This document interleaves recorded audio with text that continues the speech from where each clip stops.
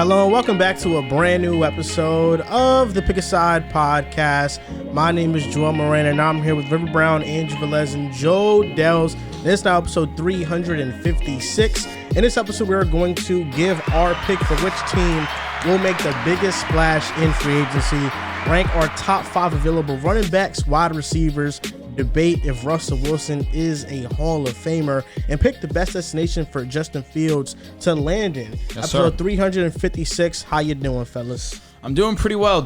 Me and Riv have not one, 2 basketball games later today.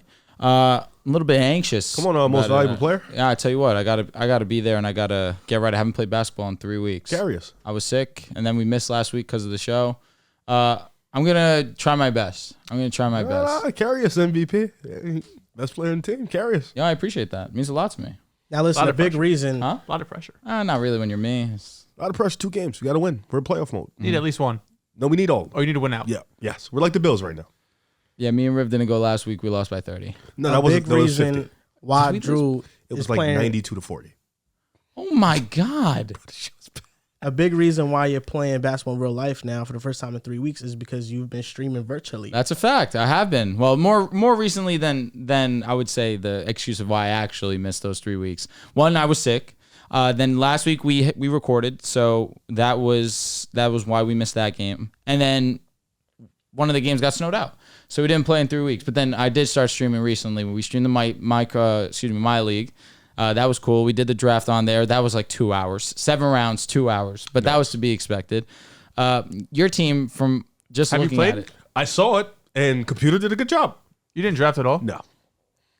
I was out. We should have known. no, I was wondering because you took, I think you took took Embiid. Embiid over Come- Steph. yeah, and come I was like, I'm shocked. You I knew had to Riv know. wasn't drafted when he selected RJ Barrett. Yeah. No. My team is the computer did all right though. I'm about to play 2 people, if not tonight, tomorrow. You know, I looked at it yesterday. I saw people made some trades. You know, people are locking in, people are complaining a little bit, but people are having fun for the most part in the Discord. So I'm excited to see that. I'm gonna lock in tomorrow though. Yeah, I think Joel's played the most games out of all of us. I've played 2. I've played 2. One of them was against Joel. Those guys asked what one time. He was like, he tweeted, so bad. I'm so bad. Nah, I texted that at halftime, bro. The first half, I didn't play 2K in a minute. First half, I scored 12 points in the first half.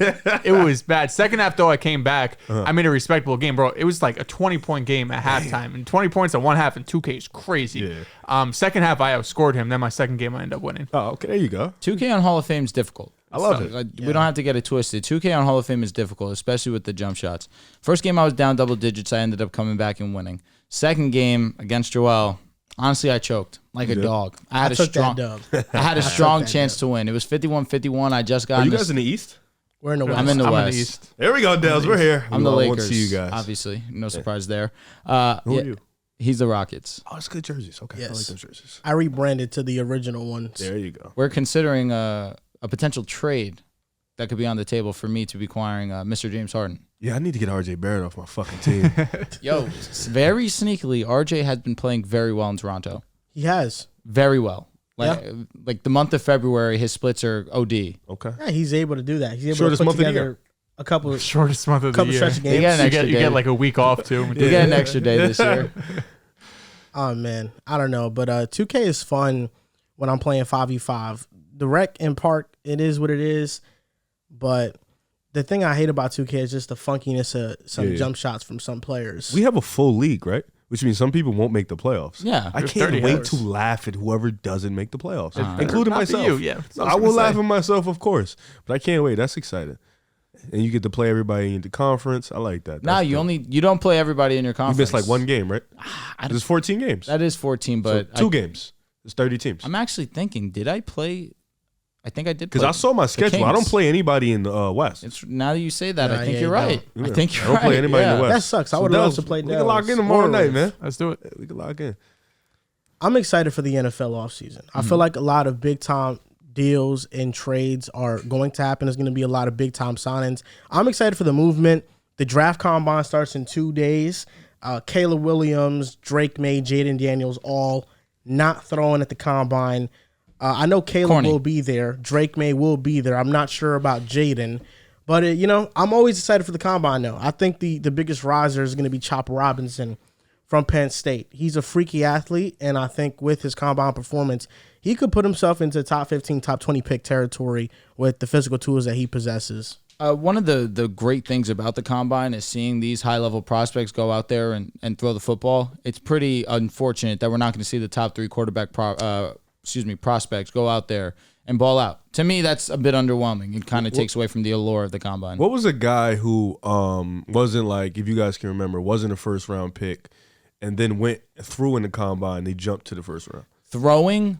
That's a good one. Or they just jumped in general, just jumped maybe like 5 to 10 spots. Like, was Will Levis high before he went to the combine, and then he jumped? Relatively. Well, yeah, he got drafted about where he was expected. Well, no, Zach Wilson was the biggest one. Zach Wilson? He was. But that was his pro That day. was his pro day was. Same kind of thing. No, yeah, I'm just asking in general. Pro day, combine, like, so Zach was the Zach one. Wilson's pro day was generational. It was? I feel like the combine really where you separate yourself, it's not more so the quarterbacks, it's really like the skill position players. Like we saw John Ross be, if I'm not mistaken, what, top 12 pick to the Bengals? Just because of the That's how combine. Taekwon, same thing. Taekwon definitely got drafted in the second because of his speed. That's crazy. He ran a 2.28 out of Yeah, bro. What? He was lightning. 4.22. That's what I meant. When I say 2.28, my bad. 4.28. Shit. He ran a 2-2. Yeah, I mean that would have been a record. Yeah, that'd have been That would've been a crazy, record. yo. Yeah, 4.28. No, That's he's- I was insane. reading this article today. I forgot who did. I was trying to find it, but there's actually a negative correlation between. It's slight, but a negative correlation between athleticism and actual NFL production. Really? Like the most athletic players typically aren't the best NFL players. John Ross is a great example. Taekwon Thornton, where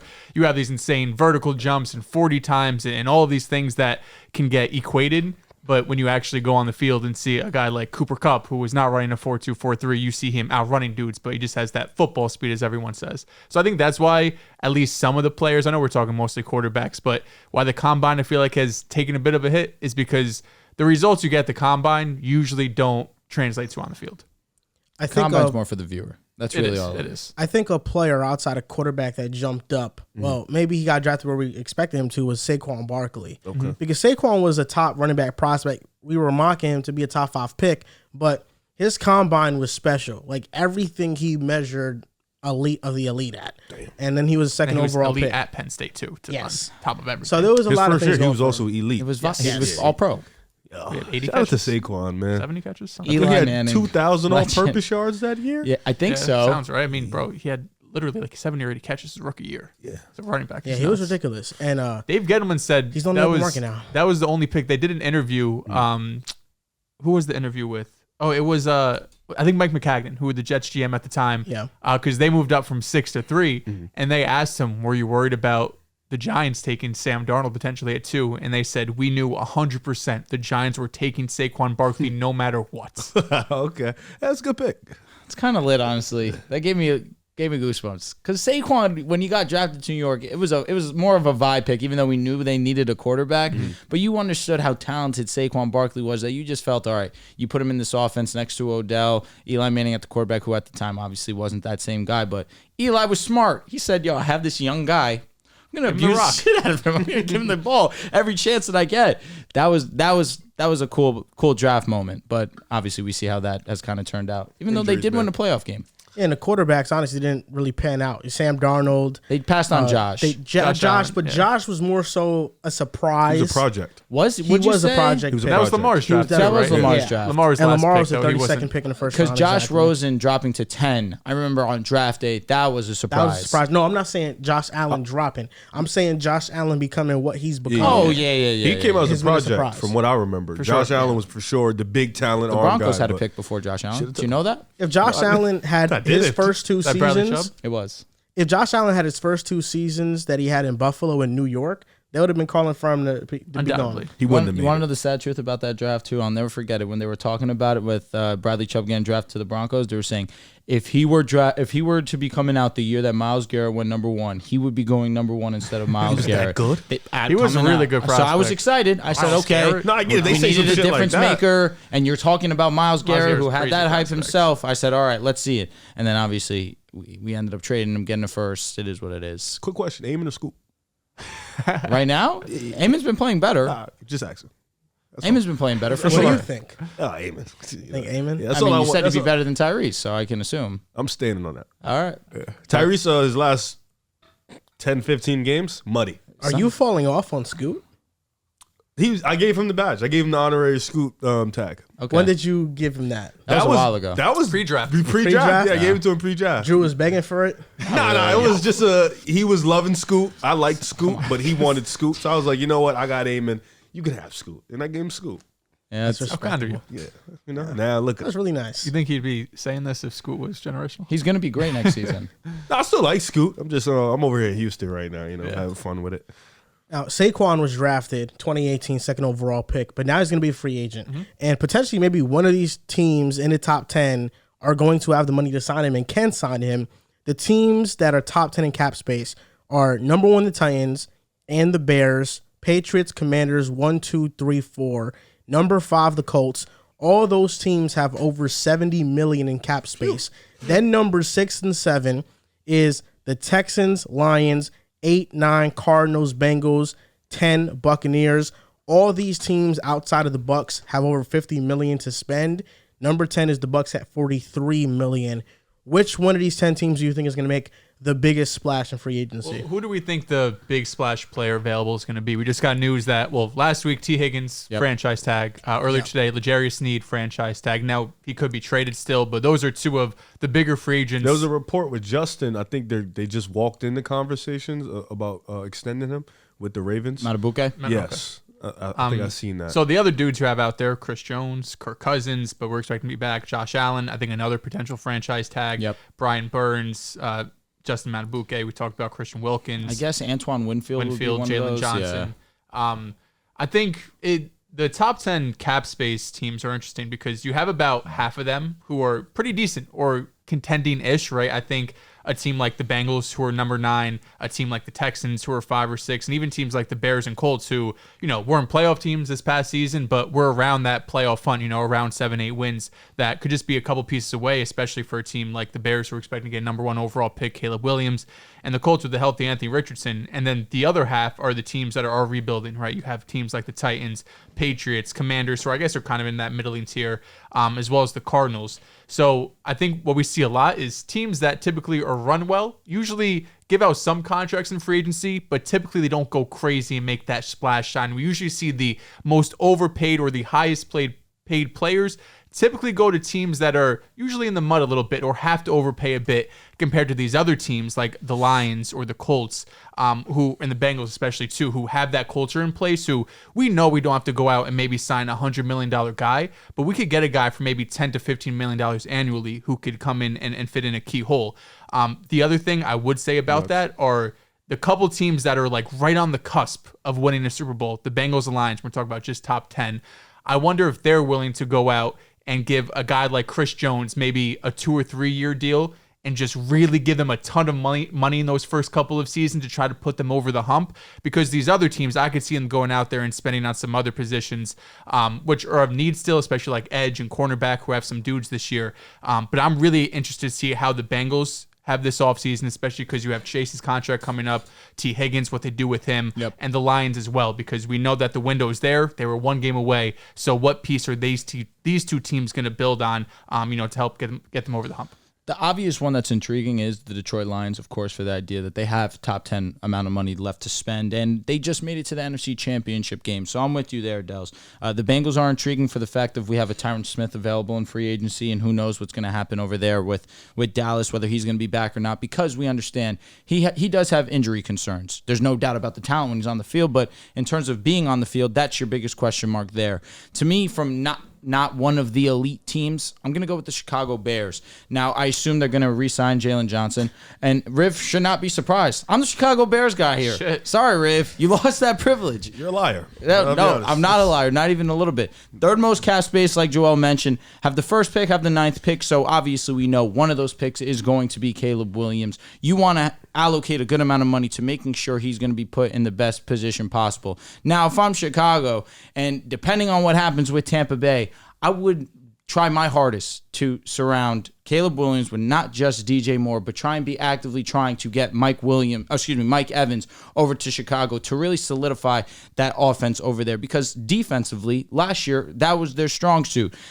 They were 10th in success rate, 7th in success rate against the run, and from nice reach. And from week 7 on, we're talking about one of the better defenses in the National Football League. So I do expect that 9th pick to be utilized in some sort of offensive aspect, whether that is offensive line or providing him with another offensive weapon. But with the amount of money that they do have, I do expect a good amount of money for that to be allocated to Jalen Johnson. But if you can go out there and add one more weapon to really bolster up this offense and provide Caleb with that type of security in year one, the Bears really could be making some noise. I don't know why he keeps saying he's the Bears guy. I really don't know where he gets this Bears idea guy, from. Mirav. Well, if and when Fields is gone, you're more of a Fields guy than a Bears guy. That's actually a question. If I'm still you're a here. Justin Fields guy, so if he Yes. leaves, you're still Yes, the Bears because you guy. like DJ Moore, I know. DJ is still there. I'm a DJ Moore guy, but I'll still be there. But I'm also gonna, go Wherever tag Fields along. goes. Yeah, and you're a Lions guy, so you should. You can't even be over here for real. And he's a Kirk Cousins guy. Oh my Nah, God! I wouldn't say I'm a Kirk Cousins guy. I just respect him a lot more than I once did. Well, you are a Detroit Lions guy. Those are your brothers. Those are your guys. We So know he's not a Packers guy, Jordan Love. No, we know that's not the case. Respect Jordan Love though. He's a good, He has very earned- good he has quarterback. earned From Blake Bortles award to this, He has happy. earned the table's respect, Jordan Love. No for sure. doubt. I wouldn't be mad if Chicago took the Dehls route and threw Chris Jones, a little bit of a bag the first couple years. I know their defense was, a big component of them being successful at the end of last year, but I think you can always use more defense. You can draft offense in this draft class. I think they have the picks, they have the guys to do that for, and I think defensively you can always get better because I know Jalen Johnson's going to get a piece of that money. I still think Montez needs help. I still think Dexter needs, they still need Fair guys on the line. So I wouldn't hate, and their offensive line I think is pretty solid. So I wouldn't hate, and they're young too, so I wouldn't hate them throwing the bag on the defense. Dehls, you mentioned a shit ton of teams. You got the Lions who are one game away from the championship game. They got a lot to do on the defensive end. You got the Bengals who we all can admit at the table, if they're healthy, their team you throw right in that conversation for an AFC championship game. So they're probably like a move or two away from getting back to that.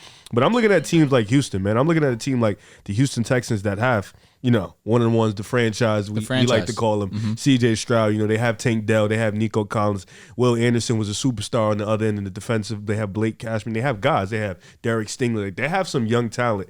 And a great way to put young talent with, depth and guys who are in free agency who are good on the defensive end. Houston, I don't think they're a shit ton of moves away. I think they're another team with a lot of cap that can definitely go into free agency, not do nothing crazy. They this year they had a lot of guys who were under the radar, like guys like Steven Nelson and stuff like that, and Jonathan Greenwood. So they had guys like that, and they produced for them. So I think going into free agency, they can do something where they can get like you mentioned, the $10-15 million guys that can come in, fit well with the culture that D'Amico has set, and now you can build the team that can, go compete for an AFC championship game. So I look at the Texans, I look at the Bears, of course the Bengals and the Lions as teams that could do it. But I think and I love Chicago. I think they're a quarterback and some pieces away from really being a legit team. But when you look at their division, you got Green Bay who's young. Minnesota, as long as Kirk is there and healthy, they'll always be competitive. And then Detroit is another team with cap that's probably a little bit ahead of you. I look at that division where the Jaguars, they don't know what they're going to do. Is Josh Allen going to stay? Their offensive line is dreadful. Then you got the Titans, they're in complete rebuild mode. And then the Colts, another team that has money. But I think the Houston Texans are a little bit ahead of them right now. And I believe they have more money than them in free agency, if I'm not mistaken. The Houston Texans over who? The Colts. No, the Colts have more by $5 million. Okay, so that's nothing the same. So they have around the same money. Houston, I think, is ahead of them in this production. They're a little bit better. So I will lean the Houston Texans right now. I think they're the ones that are going to make the big moves. I think the Chicago Bears are a great pick. $78 million in free agency. They just really need to re-sign Jalen Johnson. Darnell Mooney is out there. Are they going to retain him or are they not? I'm not sure. But he did have 1,000 yards receiving 2 years ago. Year two into his career, 1,000. Year two Mooney, man. So you have to wonder if him dipping in production was a Fields thing, and can a better quarterback come in and get better production out of him? Who knows? But I think for sure Jalen Johnson gets re-signed. If his contract is like $25 million per, the Bears still have over $55 million to play with, to make moves in free agency. I feel like if you're trying to bet on the team to make the biggest jump, the fact that they can draft Caleb Williams and then they have the 9th or 10th overall pick, I believe, one of those two, 9th overall pick. You can draft a receiver because this is a wide receiver heavy draft class. You sign some offensive linemen, specifically at guard. They need that. And when the Montez Sweat trade first happened, I wasn't a big fan of it, but the edge rusher class in the draft and in free agency is not that strong. So getting one edge rusher there, Montez Sweat, to now have a guy, it makes it easier to build up the defensive line. So I think they could be in the market for that. And then we're talking about a team that can compete. My gripe with them is I just don't know how far coaching can take them. I am not the highest on Matt Eberflus. Yeah. Yes, the Bears. So I feel like there's a ceiling with them because of Matt Eberflus, because of who their head coach is. I think the team that's going to make the biggest splash is Detroit Lions. I look at the free agents that they have. I was ready for a Commanders masterclass from you right now. It's not Commanders. It's no Commanders. No, I've seen some Commanders propaganda from you in the past. I think the Commanders are in a good spot, but the Dan Quinn hiring wasn't my favorite. With Ben Johnson. Did Kirk Benhart? What's the backup? Oh, yeah. He scared you off Drake May a little bit or no? No. He said not even a little him and bit. Mason Rudolph. Mason Rudolph? I said, come on now. That's a take. Yeah, not even a little bit. The What if teams he's that right? It's like, gotta be crazy. Yo, my Drake May could just God. completely He flame dropped a out. whole dissertation on why Drake May is overrated. You know, it's a funny case study with Kurt Benkert because he's a former NFL quarterback. You know, they didn't get much playing time, but, you know, still somebody who's around the game at that level, you still have to respect that. Yeah. But a lot of people, like just a public perception of him is not that of a former NFL quarterback. Him and JT O'Sullivan are two completely different spectrums. Just different tiers, and I feel like, you know, he sets himself up for it. And the reason why he sets himself up for it is because I remember he dropped a Jaden Daniels video watching his film, highlights. and it was a highlight tape. That shit was And hilarious. it's just like from if you're a professional quarterback and you're watching highlight tapes to dissect film, Are you about to ether him? I just think that's a reason why he's out the league. that's just not a way to go about it, questionable. in my opinion. It is. Like he made himself lose credibility that way, and I still think he has credibility. What but did he also say? That he said that he showed great ability of knowing when to get down and avoid big hits. And Yeah, Lost me there. And there's a compilation of Jaden Daniels gets taking rocked. Wildest level. hits. Not yet. That's a funny case study, but you know he's doing what he's doing. Out of these teams, the teams that I'm canceling out, the Buccaneers, I'm canceling out. They have a bunch of players that need to re-sign, whether it's Baker, Antoine Winfield, Mike Evans, Levante David. Their money's going to go to their re-signings. I feel similarly with the Bengals, even though the only player they really need to re-sign is DJ Reader. At what price point? But even then, I look at the available offensive linemen in free agency, and it's nobody that's going to come in and make this Bengals offensive line terrible to great. I mean, the best offensive lineman is Elamnor when it comes to production plus ability to stay healthy. Tyron fair Smith enough. is great. Good point. But Tyron Smith has not played over Agreed. 13 games since Wouldn't take the chance, 2016. I would not take the chance, especially if 'Cause he's he's gonna commanding get a up bunch and- of guaranteed Yep. money. Yeah. I would not take the chance on him. Would you not take 13 games? Like, let's say, for example, he plays 12. Would you not take 12 When does he games play of him? those 12? Is he healthy in January? If He he's is healthy in no. January. He plays 12 games, but it's like Teron Armstead, where he's sporadic throughout the season, but He's was healthy in available in the January. playoffs. Yeah, if he's Of healthy in course. January, would you take that over like what they got now? Yes. You know, I mean, you would take anything over what they got That's a good now. point, They don't yeah. got nothing now, but That's like the Dolphins taking that chance on Teron. They knew Yeah. he had the injury concerns, but they were now desperate. you pay $250. and then the second I hope best so. offensive Get my brother lineman, paid. Connor Williams, who just tore his ACL. You Yeah. know, so if is he gonna be ready for training camp? We don't know. So this isn't a great offensive line market. So and that's the only splash they could really make because I think their defense being bad last year was a product of a very young secondary. I feel like those players are more experienced now. I'm a big fan of Cam Taylor-Britt. I'm a big fan of DJ Turner. Mike Hilton gives them stability at the nickel. So I think their defense will be fine. The Lions, though, what? Riv's a fool. Riv What is you a, say? I said nickel. Oh, okay. I thought you said something else. Good my, Lord. my bad. Because you heard it, right? I wasn't bugging. I didn't hear anything, I thought to be fair. I heard just nothing. I knew sounded what you crazy. said. I knew what you said, but I knew Riv would do My something. fault. It sounded crazy. No, it's fine. We always cut Riv off when he stutters on a word. Yeah, thank you. I appreciate Yeah, that. yeah. I appreciate that. I think the Lions are making the biggest splash. The teams that I wrote down were the Bears, were the Colts, were the Texans, and then the Lions. The Colts have a lot of key free agents. A lot of that cap space, it got to go to Michael Pittman, Grover Stewart, Kenny Moore, Julian Blackman, is starting safety, Zach Moss, maybe to retain him as a backup running back. Who knows? Their punter too. And are you gonna re-sign Gardner Minshew because he was just great for you as a backup quarterback? So you're probably gonna re-sign Minshew. they'll still have some money to play with in free agency to make a splash move, but most of their money goes to re-signings. And then you have the Lions, really key free agents: Graham Glasgow, Josh Reynolds, Jonah Jackson, Jerry Jacobs, James Houston. Out of all these guys listed, Glasgow and Reynolds were the two best for this team last year, For sure. the most consistent. These are replaceable guys, and you can definitely upgrade over these positions. So you're talking about a team in the Lions that has $56 million in cap space, and they can target an opposite corner like Steven Nelson to give stability to the cornerback room. Maybe they can make a big-time trade and go get L'Jarius Sneed and now have a lockdown with Cam Sutton playing on the opposite side. But I think what's best is them getting an edge rusher. They have the money to target a Daniil Hunter. They have the money to target Christian Wilkins. They have the money to target a DJ Reader. They have the money to target and bolster up this defensive line tremendously, plus sign a stable corner.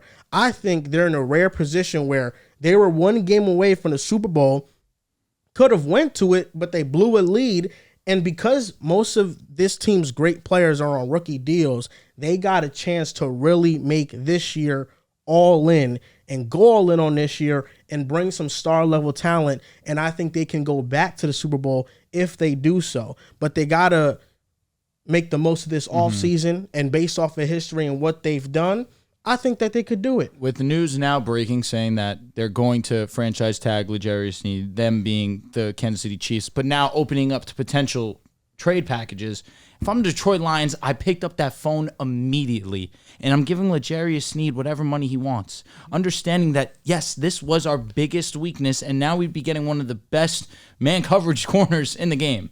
The one other team we haven't talked about that I'm interested to see their direction. I think I know their direction. But New England. Okay. New England's been, of course, run by Bill Belichick for years. And there was an article written by NBC Sports Boston who asked a free agent, this was last year, about a free agent was asking other players around the league where they should go. Instead of getting where they should go to, they gave them two teams where they shouldn't go. One was the New England Patriots under Bill Belichick, and the other was the Las Vegas Raiders with Josh McDaniels, another Patriot guy. Of course, you have Jake Elliott there now, who is the new, general manager, de facto general manager. He's going to have the final say on the 53-man roster. Who's saying that it's going to be a new culture, and it's a new era of the New England Patriots. We saw them a couple of years ago when they had that Hunter Henry, Jonnu Smith, was that Devontae Parker, that class too, where they just went out and spent a boatload of money on some pretty average to below average players. Yeah. And I think everyone, one of those. Everyone at the time realized that you spent a lot of money, but we don't think you got a lot better. That first year, they ended up making the playoffs with Mac Jones as quarterback. Then the next two seasons didn't have the same sort of success. They have a ton of money, but I still would be surprised if we saw them go out there and make some big splashes. I do think this team has a bunch of holes. And Jake Elliott, who is coming from Philadelphia, he worked there for years. Philly did both. They did a really good job building through the draft, and then once they had their foundation, they had their core, that's when they went out there and got that icing on the cake type of dudes. Yep. So those AJ Browns, and you had some guys on defense as well who they traded for. CJ Gardner-Johnson comes to mind. Darius Slay comes to mind. So I think New England's going to take a similar approach where a bulk of this upcoming offseason is going to be draft focus and kind of building the core and culture to a point back up with Gerard Mayo as head coach. And then a couple years down the line, if they're able to hit on these picks, then they could go out and make some splash free agent signings, because one thing, I don't think there's a lot of free agents out there, the top dogs that are going to be really willing to go to New England with just the direction they're in right now. They have a bunch of work to do to catch up to the rest of the AFC. And two, I just don't think it's in New England's best interest to go out there and pay $30 million, $25 million to one or two players where it feels like there's a bunch of holes that they need to plug in before they really get to that step. The Patriots are an interesting team because what they do is going to tell us how we're going to feel about this regime moving forward. I think with Bill Belichick, players started hating the culture of it. And I remember I was watching an interview with Cam Newton, and he described what a day in the life was playing for the Patriots. And their schedule is gruesome. Their schedule is, it's very military-like, and you have to be uniform in that way. And I just feel like the game is transitioning. The game is much more player-friendly, and I think Bill Belichick kind of got outdated as a coach. Who knows what his next move is? I don't think he has to prove anything else, but at some point the philosophy dies down. It died down in those last years with Brady, and Brady got tired of it, and the friction between him and Belichick was well documented in those final years, and we saw Brady went on and have success. Gerard Mayo, there's little we know about him right now, but the fact that I feel like this organization is now heading in a direction of being more player-friendly, they have a lot of cap space. If they want to compete next year, as early as next year, they can make a lot of moves to going towards that path. They can sign offensive linemen. They could sign a receiver, maybe trade for one. We're all thinking they're going to get Marvin Harrison Jr. in the draft. That'll give them a standout. The interesting question with them for me is, are we just done with Mac Jones? Is Mac Jones just a lost cause? All I hear when it comes to quarterback trades is Justin Fields. He's at the forefront of that. But I feel like when Mac Jones was at his best, he was better than Justin Fields at his best. Mac Jones had a great rookie season. Josh McDaniels and him got a top 10 offense out of a rookie Mac Jones. And Mac Jones never had the best weapons. He had Hunter Henry, Jonnu Smith, Kendrick Bourne, Nelson Aguilar. These guys aren't standout guys. So Mac Jones, to me, I feel like has been put in a position to fail. His second year, he had Joe Judge, Matt Patricia calling the offense and helping them out offensively. And this past season, there was little to nothing, and his confidence was shattered. I feel like Mac Jones, there's a limit to his game. There's no doubt there's a limit to his game. But I don't think I'm just done with Mac Jones. I think Mac Jones can still play at a good level and can be a starting quarterback. My apologies, by the way. Elliott Wolf was with the Packers, not the Eagles, but the Packers might be the biggest team in the league who doubles down in the draft, and free agents are like second, third, fourth options. It's almost all through the draft. For sure.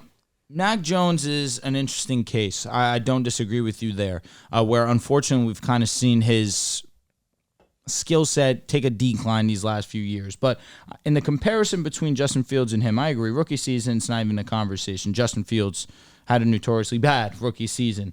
But the next year after that, what really became what Justin Fields was known for was one of the best rushing seasons we've ever seen by a quarterback.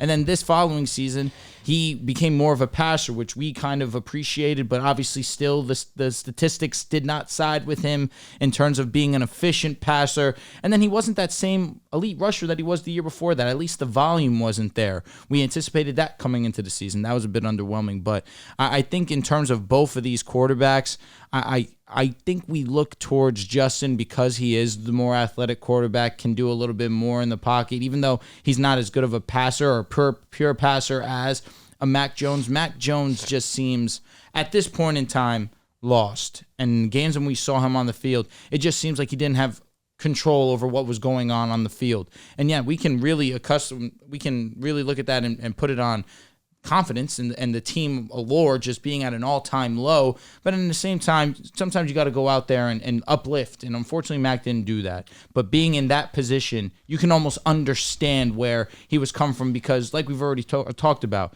he had three receivers or three receiving options that created the least separation in the National Football League. That's a big part of why we saw him not have success.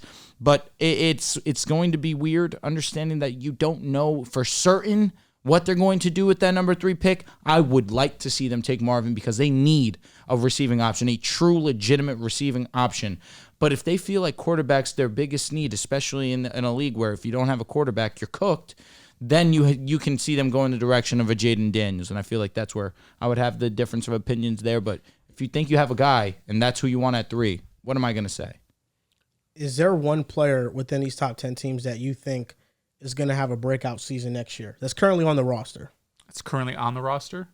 So Titans. Okay, you know my answer. Bears, Patriots, Jamison Williams, especially with Josh Reynolds not being, it seems as if they're going to transition to JMO being the number 2 option. We kind of saw that in the playoffs where he really broke out on the biggest stage of the NFL season. But especially with Josh Reynolds being a free agent, I think it's finally time that we see Jameson Williams fully unleashed in this offense. This was the healthiest that we've seen him in some time, and this was the most playtime that he's gotten in his first 2 seasons. I think year 3 is going to be the year of Jameson Williams. That would be the big one for me. Mine's an easy one.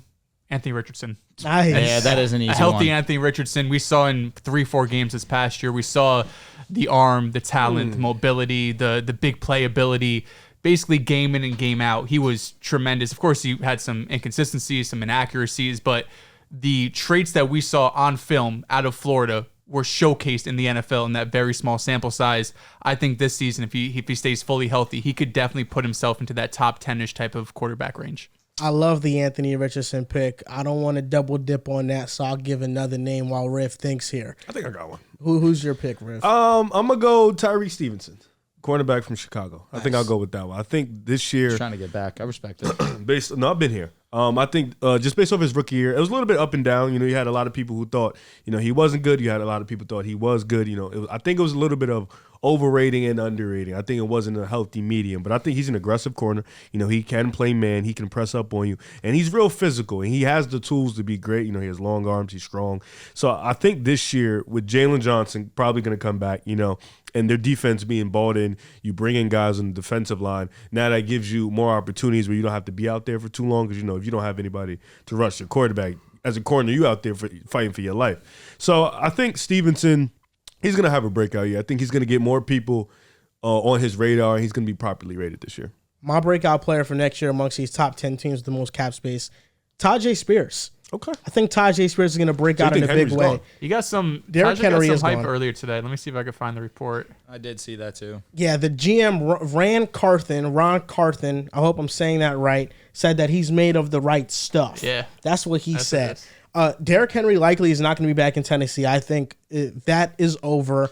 Tennessee Titan legend, but the time to move on and rebuild and be youthful is now. And Tajay Spears can fill in that role. He had 838 scrimmage yards last season. He had 5.5 yards per touch. He was 11th in yards after contact. He was 11th in breakaway run percentage. 30% of his runs broke away. Tajay Spears is elusive. He's agile. He's fast. He can fight through contact even though he's a smaller back. And he only had 100 carries last season. He can run the ball. He can catch out the backfield. I think Tajay Spears is going to be one of the better running backs in the league next year. He had 100 carries. You say he averaged 5.5 yards per carry? Per carry, it was 4.5. Okay. Per touch, it was 5.5. So now, Tennessee, Derrick Henry's gone. So now you're probably going to up that to probably about 200 carries if I had to guess it. Yeah. So do you think he's going to improve in terms of he's just going to have the numbers, or this is genuinely going to be an improvement? Because, when people come into a new role with more opportunities, their numbers may look, great, but they might not look on the eye test look good. I think it'll be a little bit on both sides. I think more so will be the numbers. Okay. Because I think if he had the volume in his rookie year, he would have been an 1,000-yard back without a doubt. But I think in his second year, being that good and having the volume, I think he can rush for 1,200 yards. I think he can receive for 400 to 500 yards out the backfield. I think he can have over 1,500 yards from scrimmage next year. And the Tennessee Titans, with the amount of money they have, with the high draft pick they have in the first round, if Will Levis pops, like they are putting some faith that he can, this team could make a considerable leap in a jump from last year. Remember you said Will Levis over Brock Purdy? Sure. Yeah, I do. You still stand on that? Yeah. We'll leave us around some other guys too. We'll leave it at that. Leave it at that. Move on. Who was the other guys? Doesn't matter. Let's not talk about it. Don't tell me it was Hurts. No, I don't think so. Knowing him, I don't know. Will Levis got the tools. This guy doesn't know. It's easy. Come on, bro. The heart should have been a dead giveaway. I'm blanking. Valentine's Day, bro. What do you do on Valentine's Day? Love. There we go. Jordan Love? Really? A YouTube video came in my recommended the other day. The title was, "Is Jordan Love a Bust?" I think we had hell no, I didn't say no. I think that video was after the Vikings game. And I told him it's way too early to say he's a bust. I said the same thing. I think you said he's not what they wanted him to be, which at the time that was fair. But never gave up faith on Jordan. Did Love. I talk about the second half? Was that the video I talked about the second half? Second half in what way? Just second how in first half to second half, it's night and day for Jordan Love. Yes. Okay. Yes. All right. That was that video. Yes. All right. Good. Yes. So listen, man, Jordan Love is that guy though. But he's proved everybody wrong at this point. Yeah. At this point, the offseason hype around Jordan Love, or I should say the hype in general, because it's not offseason hype, it's literal hype off of what he did. I see some lists that have him as the number one rated quarterback of all the 2020 quarterbacks that were drafted in that class amongst the top five. Former GM for the Vikings, Rick Spielman said that he'd take Jordan Love over Burrow, Herbert, and everybody else. I think Jordan Love is comfortably 3 there. I think he's over Tua. He's over Jalen Hurts. I think he's comfortably 3. 1 and 2. One season. Gotta what get, did it gotta do get to your going rankings? to. Gotta get to you. Have you seen that that Jalen Hurts has like dropped into like around that 14 to 17 range on people's quarterback list? Some people know ball, some One don't. 14 to 17. I think that's a little too far down. I saw Kyler as, I think some website put out a top quarterback list, and Kyler was like 19th. I was like, I was gonna say I've been seeing a lot of lists of Tua in that 18 to 20 range. That's respectable. Number 1 in passing yards. Pretty, top 5 in touchdowns. That's pretty fair. Choker. Okay. That's actually an I'll interesting speak kindly. conversation. Where would Tua rank amongst top quarterbacks in the Probably NFL like 18, right now? 17. What do you think? Just number, spitball it. Like, what do you think? Probably like 14, 15. I was going to say 16, 17. 17. So 14 still elite? I mean, he'll always be elite to Andrew Velez. Okay, nice. So just spitballing some quarterbacks. Who's better? Who's not? Tua versus Jared Goff. Golf. I would take Tua. Probably Goff, but they're comparable. I'm going to go with Jared Goff. Tua or Dak? What does Goff do better than Tua? Can we get to the list first? And I'm then just wondering, what I think he has better arm than Tua. He does have a better arm than him. Really? Because I've seen a lot of misthrows and miscues to Jameson Williams that I feel like Tua would probably hit. You know, it's harder to throw the ball to somebody like hit everyone Jameson else. versus Waddle. Yeah, well, why is that the case, though? I don't think it's a Goff issue, to be quite frank with you. Oh, it's just a Jameson Williams can't get to the ball? It's ball Is that what it tracking is? issue for sure with Jameson I think Williams. it's part of it. Yes. Because Josh Reynolds looks tremendous with him at times. But Amon-Ra, we know he's deep balls. great. Laporta These is guys great. are He's definitely the intermediate guys. deep threat, Josh Reynolds, and he's made some huge big-time plays. I think they should resign him, if I'm being honest. Josh was cooking this year for sure. Yeah. Unfortunately, not against San So Francisco. he dropped everything that came to him. Next question was... Next one is Dak Prescott. Take Dak. Gotta. I'm going Dak. Josh Allen. Josh, Anyways. come on. Okay. What kind of question That's is that? Josh Allen. Yeah, I mean, listen, we're just going down the Yeah, no, list you did to that. see Oh, the okay. number. That's 3. Brock Purdy. Brock's better. Again, that's comparable. Brock's better. I'd probably go Tua. I think I value Brock's mobility a little bit Brock's more. better. That's so fair. I'd I probably agree. lean there. Brock's better. I'd The go mobility's similar. fair. That's a good argument. So I go Brock That's Purdy. 4. So far it's 4, right? Okay, Yeah. you're keeping count, Yes, Riff? yes, yes, Thank you. Patrick Mahomes. 5. Yep. What are we doing? Jordan Love. 6. Yep. Stop. He played really well against Dallas. Oh, my God. Probably go Jordan, I guess. I don't know. We'll see. CJ Stroud. CJ. CJ. Trevor Lawrence. 8. Trevor Lawrence. That's The not a walk. lore of Trevor Lawrence. No, I Trevor like Lawrence is Trevor good. a lot. I like him a lot. He had 9 drop touchdowns last year. That's really unfortunate for him. 9's a lot. No, Trevor was good last year. I was. think he's very underappreciated. His numbers don't paint the real picture, in my opinion. His team is not. You that think good. Mike They McDaniel were would rather good. 2 over Trevor Lawrence if he got to just pick in a vacuum? Like, I want Any one of coach. these guys. Mike McDaniel. Oh, probably take Trevor. I think every coach in the league would take Trevor over Tua. I agree. So are we moving on with this number? That's 8. That one's tough. That's 8. Okay, that's 8, Irv. Okay. Tua's had 2 seasons. Well, one season. 8. That's better than any season Next that name. Trevor's had. Next Go name. ahead. 8. CJ Stroud. Nobody You said said that. That was CJ. 7. Oh, we did. Okay. Matthew Stafford. Stafford. 9. Stafford. Jalen Hurts. I would take 10. Hurts. I would still Let's take get the Jalen. easy ones out. Lamar 11. Lamar Jackson. Burrow Justin 12, Herbert. 13. Joe Burrow. Yep. Healthy Kirk Cousins. 14. Healthy Kirk, I would probably take Kirk. Healthy Kirk, me too. I would take Kirk Cousins. That's tough. Is it? Yeah, I think I would go Tua there, but that one's close too. Kyler Murray. 15. I'm a Kyler guy. I'm going with Kyler Murray as But well. Tua was better. I don't know what you want me to say. Mobility. You said Mobility Purdy. is huge. We're at 15. Us 3. We already said Jalen Hurts. Yeah, Yes. we did. Okay. So now I saved this one for later. So Baker Mayfield. I think I would Tua take Tua. Tagovailoa. I think I would take Tua too. I would take Tua too. But Baker got some You swag. didn't in say there. Geno, but I think I would take Tua over Geno Smith. Tua. I think Geno's better personally. Okay. I think I would take Tua, but You might be the only one that Tua might got better numbers, think it's but I think close. Geno Smith is a better player. I don't think Geno's a bad player. I think he's a good quarterback. I would take Tua. Next question, please. We are at 15 together, though. And now really the other quarterbacks are we counting Caleb? I'm actually, we do it with Marvin. Are we counting Caleb? Drake May? I'm taking Caleb. If we're counting Caleb, then Caleb is over. Yeah, for me. that's 17 if we count them too. But it's 15. We But no, agreed on I think 15. that's it. That's where We so agreed on 16th 15. best How about they quarterback. play That's a where I game would in have the him. NFL before we put So them we'd in this have him at conversation? 16. You have him at 14. Yes. So the other quarterbacks you I got. said We'll have him 14, at 15. 17. The other We will have him at quarterbacks, 16. yeah, He's 14. Derek Carr, Sam Howell, of course, no. I'm so good. Gardner Minshew, no. So good. Russell Wilson, No. No, God, no. no. What about the idea of Bryce Young with Dave Canales. Oh, I thought you were going to say something. I need to see that first. Wait and see. I think that Bryce could be What about the in idea for a breakout, of AR? but that also is dependent on what they do with the Bryce roster. has a Anthony long Richardson, way to go. I would. The idea I of would Anthony pick Richardson. Richardson over Tua I for would sure. too. Okay. What about the idea of Even Justin though he was Fields? one of the most inaccurate quarterbacks in his couple games that he played. Three But games? Again, 3 games. I said in the few games that he played, he's very inaccurate. Jordan Love was also under 60% completion percentage for the first month of the year. He turned up. Exactly. He did have a light show after that.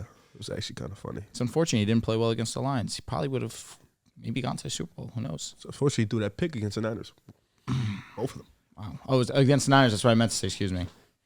Look like an idiot out there. But, you know. Tough. You know, Daniel Jones has done some irreversible damage to the quarterback market. He has. Because He has. him getting $40 million has now opened the pathway for Dak Prescott to get $60 million a year. Yep. Let me ask you. Irreversible damage, and then you mentioned Dak. We're calling that a bad thing? Dak got Getting the big $60 bag million a year? first. Dak That's a Prescott little just too had much. one of the best seasons a quarterback's had some time outside and you being named Patrick Mahomes. 60 mil, though. He has 2 of 5 playoff record. In the playoffs, his numbers are not great. 14 touchdowns, 7 interceptions. Was he the reason they lost to the Packers? He was a big reason why. Yes, when What? they were down 21-0, he had an interception that put them He did. in scoring territory, Second half, he played near perfect. and he had a pick six. When the game was 28-0. But also at the same time, the defense couldn't stop a fucking Nah, nosebleed. I One get of it. them was his couldn't fault. have. He threw And a then pick six. and one thing you can say also, the Packers had their second and third stringers in on defense late in the game too, which is where he had a good amount of his The yards. stat pattern in that game was generational. But also the Cowboys defense. Generational. I haven't seen something like that. No, I've seen the EPA numbers for Dak Prescott in that playoff game specifically. They're higher. It's Yeah, one yeah. of the better ones in the It is. playoffs. And watching the game, I was like, this was one of the worst games I've seen. Tua was the worst one. Then him was right there. But at least there was a reason why Tua was bad. You're right. It was freezing as cold. It shit. was Yeah. cold. That's Yes, an I agree. excuse. Yeah, They but- were in a dome. They were in a He played dome, like and shit. he was home. home. Yeah, Facts. he's The number done. one scoring offense. Nah, he's Yes. done, bro. He's But done. the, He's but done. Dallas's defense was, I look at They were the number completely one bad. reason. It was a 100%. 50-50 thing. They couldn't stop the run. Yes. What you anticipated was stop that they shit. would stop Jordan Love to some degree. They also couldn't score. And Jordan went out there and he sliced and Commanders' diced new head them. coach, by the way. Good luck. So it's a 50-50 thing. We can agree No, on it that. was terrible. But Yeah, in the fair. first half, he gave them a 14-point did. swing. Fair. with his turnover. I feel Fair like enough. these conversations about Dak are the very similar conversations we had 2 or 3 years ago when he got his other contract where he was Yeah. getting $40 million, where it's like, if you're the Cowboys, you really don't have another choice. Yeah, you don't. There's not going to Dak be a threw the ball quarterback 60 out there. times. That was insane. What There's was his just completion percentage? I don't know. He had 400 yards. yeah, it was, and I think 300 of them came in the second half, probably. But if you're the Cowboys, there's not going to be a quarterback out there that's going to help you more games in these next few seasons than Dak Prescott. You're a team that wants to win now. You're a team that has a playoff expectation, a division win expectation, like you just did this past season, and you have to come to face the facts that paying Dak Prescott $60 million is really the only option you have. Yep. If you go and don't pay Dak Prescott $60 million, I would love to see the other options you present me, because it's going to be a whole bunch of mid, or you're going to be trading the farm to try to get a guy like Jaden Daniels in the top 6 or 7. And I also think Dak Prescott's a Jerry Jones guy. You know, at the end of the day, Jerry Jones runs this team. He's going to have the final say on what player gets a bag and what player doesn't. And shout out to Dak Prescott. He's been a terrific Cowboy. He's been loyal to them. He's been loyal to Jerry Jones. He doesn't shit on the team, shit on Jerry Jones, have anything negative to say. I think that plays a big part in it as well. So he's going to get $60 million. We're going to see that contract. We're going to be like, holy shit, they gave him this money. And I think we all know the outcome is that the Cowboys are going to have some really great regular seasons. They might win a playoff game or two. They will win a couple playoff games with Dak Prescott under this new contract. But the lone question, every question we have about Dak Prescott is, can he win a Super Bowl? Can he get to a Super Bowl? And it might feel like unfair to an extent, but we're talking about a guy being the highest paid quarterback annually, at least in the NFL, once his contract gets paid. So you have to have that same standard where if you're going to want to get paid like Patrick Mahomes and guys like Josh Allen and Burrow and Lamar and all these dudes who have been in Super Bowls, who are MVPs, or I guess Josh Allen hasn't, but we know he's a top 2 quarterback in the league, you have to be held to that standard. And I still have my questions if Dak can get this team over the hump. There's some other questions around the team. It's not all on him. You have, I think, holes at potentially running back. Head coach is a bit of a question after this season, too. What's going to happen with Mike McCarthy if he falls short yet again? You just lost your defensive coordinator. So it's not all going to fall on Dak Prescott, but when you're going to get a brand new $60 million contract, the first fingers are going to get pointed at you. They had one of the easiest schedules in the league last year. It was a terrible schedule. Dak played really great. He played elite against teams that were not so good. Sounds Against like the most of better division teams, wins. he struggled versus the 49ers. He struggled somewhat versus the Lions. I thought he didn't play his best game against the Lions there. Versus the Packers in the playoffs, he struggled. When Dak got his first extension, I wasn't fond of the idea of him getting the extension. I think in that draft, the Cowboys had the 11th overall pick. They ended up going with Micah Parsons, it was a 10th or 11th overall pick, probably the 10th. They ended up going with Micah Parsons. They traded back with Philadelphia. Okay. Yes. Okay. So and then they had 11. Mm-hmm. You're right. They got Micah Parsons, generational pick for sure. At the time, I'm glad that they did it their way, but I was saying, why not draft a quarterback to replace Dak Prescott? If someone like Mac Jones is there, although I'm glad they got Micah, and you would not trade him for Mac Jones in any world. I feel like they need a stopgap quarterback that can play well within a structure and a system, can put up good numbers, and cannot lose you games and build out the rest of the roster. Because with him commanding so much money, so much of the cap, like Dehls mentioned, you got holes on the team. But when you're paying a quarterback this much money, you're always going to have holes on the team. And Jerry Jones has not been willing to restructure contracts to push the credit card bill down the line to have a better team. So I just don't know where the Cowboys go. It feels like they're stuck. Maybe your boy Trey Lance plays, Dehls. Maybe it's about time. Stinks. Go Trey. What I was thinking was, and this would be like the most obscure thing, but of course, let's just think obscurely. Dak Prescott, if Dallas Cowboys really weren't sold that Dak Prescott can be their quarterback of the future, I understand that he's unrestricted after the end of next season. But if I'm not mistaken, the free agent quarterback options, is there going to be one as good as Kirk Cousins this season?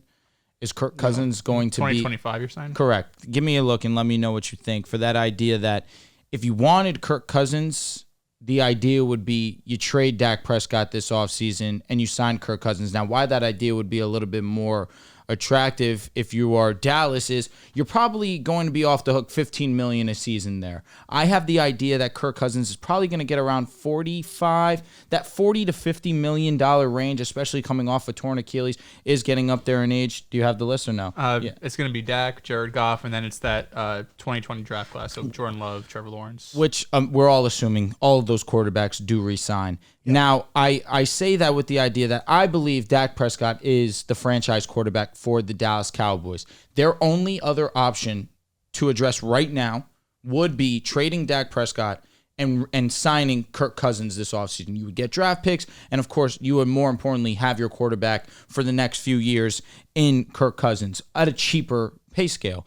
But I believe Dak Prescott is the franchise quarterback for the Dallas Cowboys. This, of course, we understand how great he was this season. Second in MVP voting, second in success rate, second in EPA, second in completion percentage over expected, plus EPA per play. I believe he was sixth in completion percentage over expected. But Dak Prescott was exceptional this season. And I think that especially having the offense that Dallas has, where you have CeeDee Lamb, one of the premier wide receivers in the game. I like Jake Ferguson as a secondary option, but who's that other guy outside? Brandon Cooks was serviceable for them, but you would like an upgrade there. And Tony Pollard, he said it himself, he didn't get right until, week 11 of the NFL season? Yeah, after something week 9, he said so. So to me, I look at what Dak Prescott did last season, and I was overly impressed. It's unfortunate his season ended the way that it did, where he was a clear favorite. No excuse for him to lose there.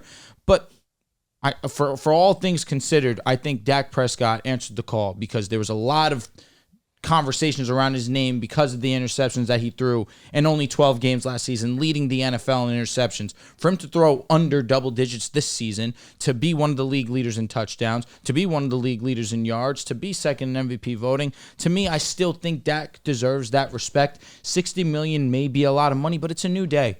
Quarterbacks are going to be making an insane amount of money because of these different deals that the NFL are now going to work with. So to me, I would sign Dak Prescott long term. But the other option would be the one that I said of you trade Dak this offseason, you bring in Kirk.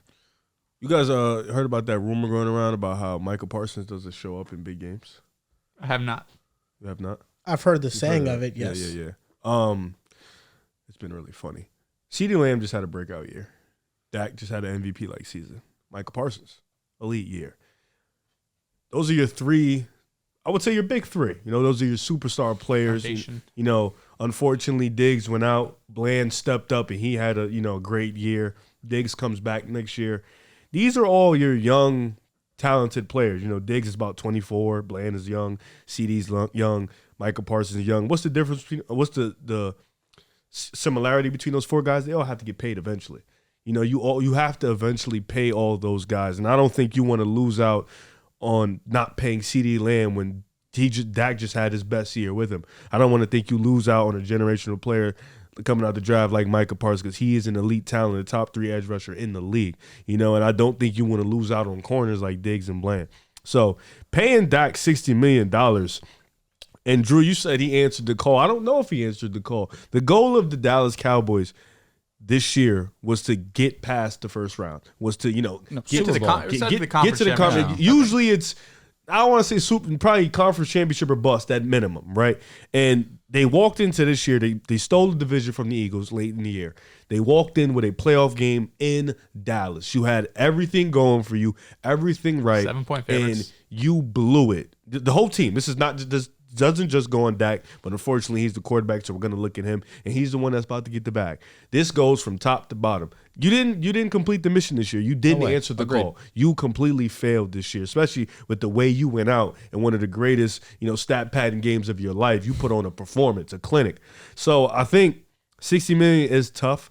But like Joel mentioned, what else are you going to do? Like, what other option do you legitimately have? You know, do you want to go out there and pay less for a Baker Mayfield? Like, is that the goal? Is that the option you want to do? No, you are the Dallas Cowboys. And with Philly looking the way they look, Washington not ready to compete, the Giants, you don't know what they're going to do. This is honestly the best time for you to stay competitive because you want to continue to win that division. And realistically, outside of the Niners, there isn't a superpower team in the NFC. There's going to be a shot for damn near any team in the NFC that makes the playoffs. Maybe the Lions. Yeah, but I want to consider them like a superpower team, you know. So I think like they almost lost to the Rams. That was a good one. And then they lost to the Niners. You know, this is a team like Dallas where you have all this talent. You do have holes on your roster, but if you give Dak that $60 million, that's tough. Maybe Jerry does need to go into the restructuring process. Maybe he needs to go in there like, look, Dak, we can't give you $60 million or this team isn't going to get any better.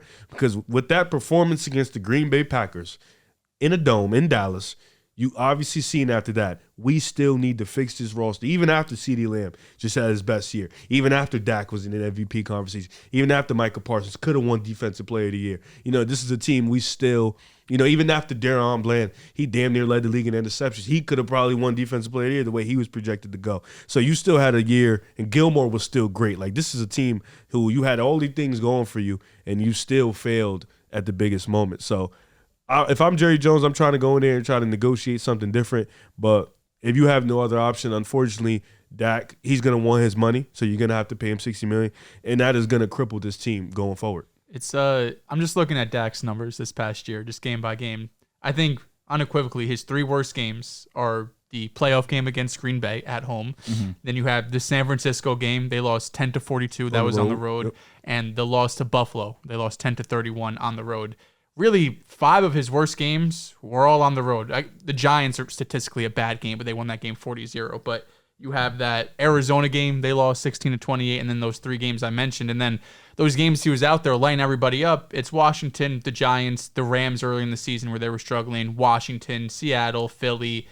It was all teams that defenses honestly weren't that good. These were some of the worst defenses in the league, especially when you look like a team like Washington, who felt like week in and week out were setting new records for points given up or passing yards given up. So that's the thing with Dak, where you look at his total numbers, and you're like, holy shit, he had an MVP type season. He was one of the best quarterbacks in the NFL.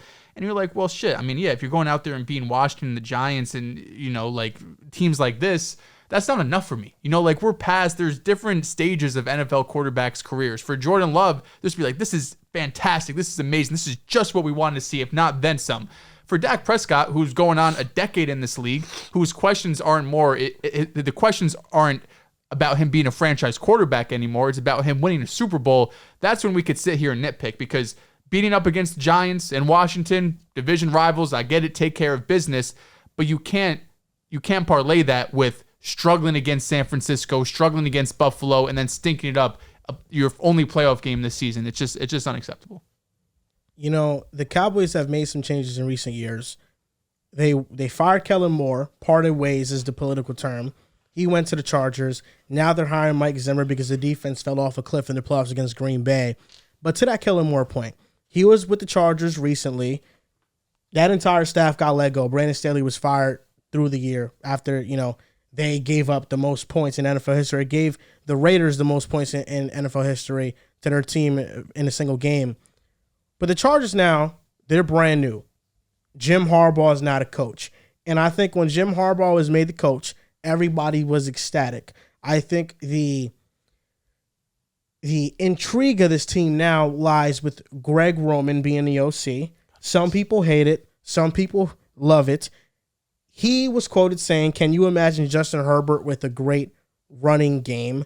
And the 49ers, when the Jim Harbaugh and Greg Roman pairing was prevalent, ranked 31st in 2011, 31st in 2012, 32nd in 2013, and 29th in 2014 in passing attempts. So given this information, given the history of Greg Roman, him being the OC for this team, are you excited to see Herbert next year? Or do you have a feeling that this is going to be another failed OC attempt with Herbert? Who's their running back going to be? It's not going to be Eckler. Blake Corum. He is going to get drafted to the Los Angeles Chargers, and I'm going to be sad because that is my Michigan guy.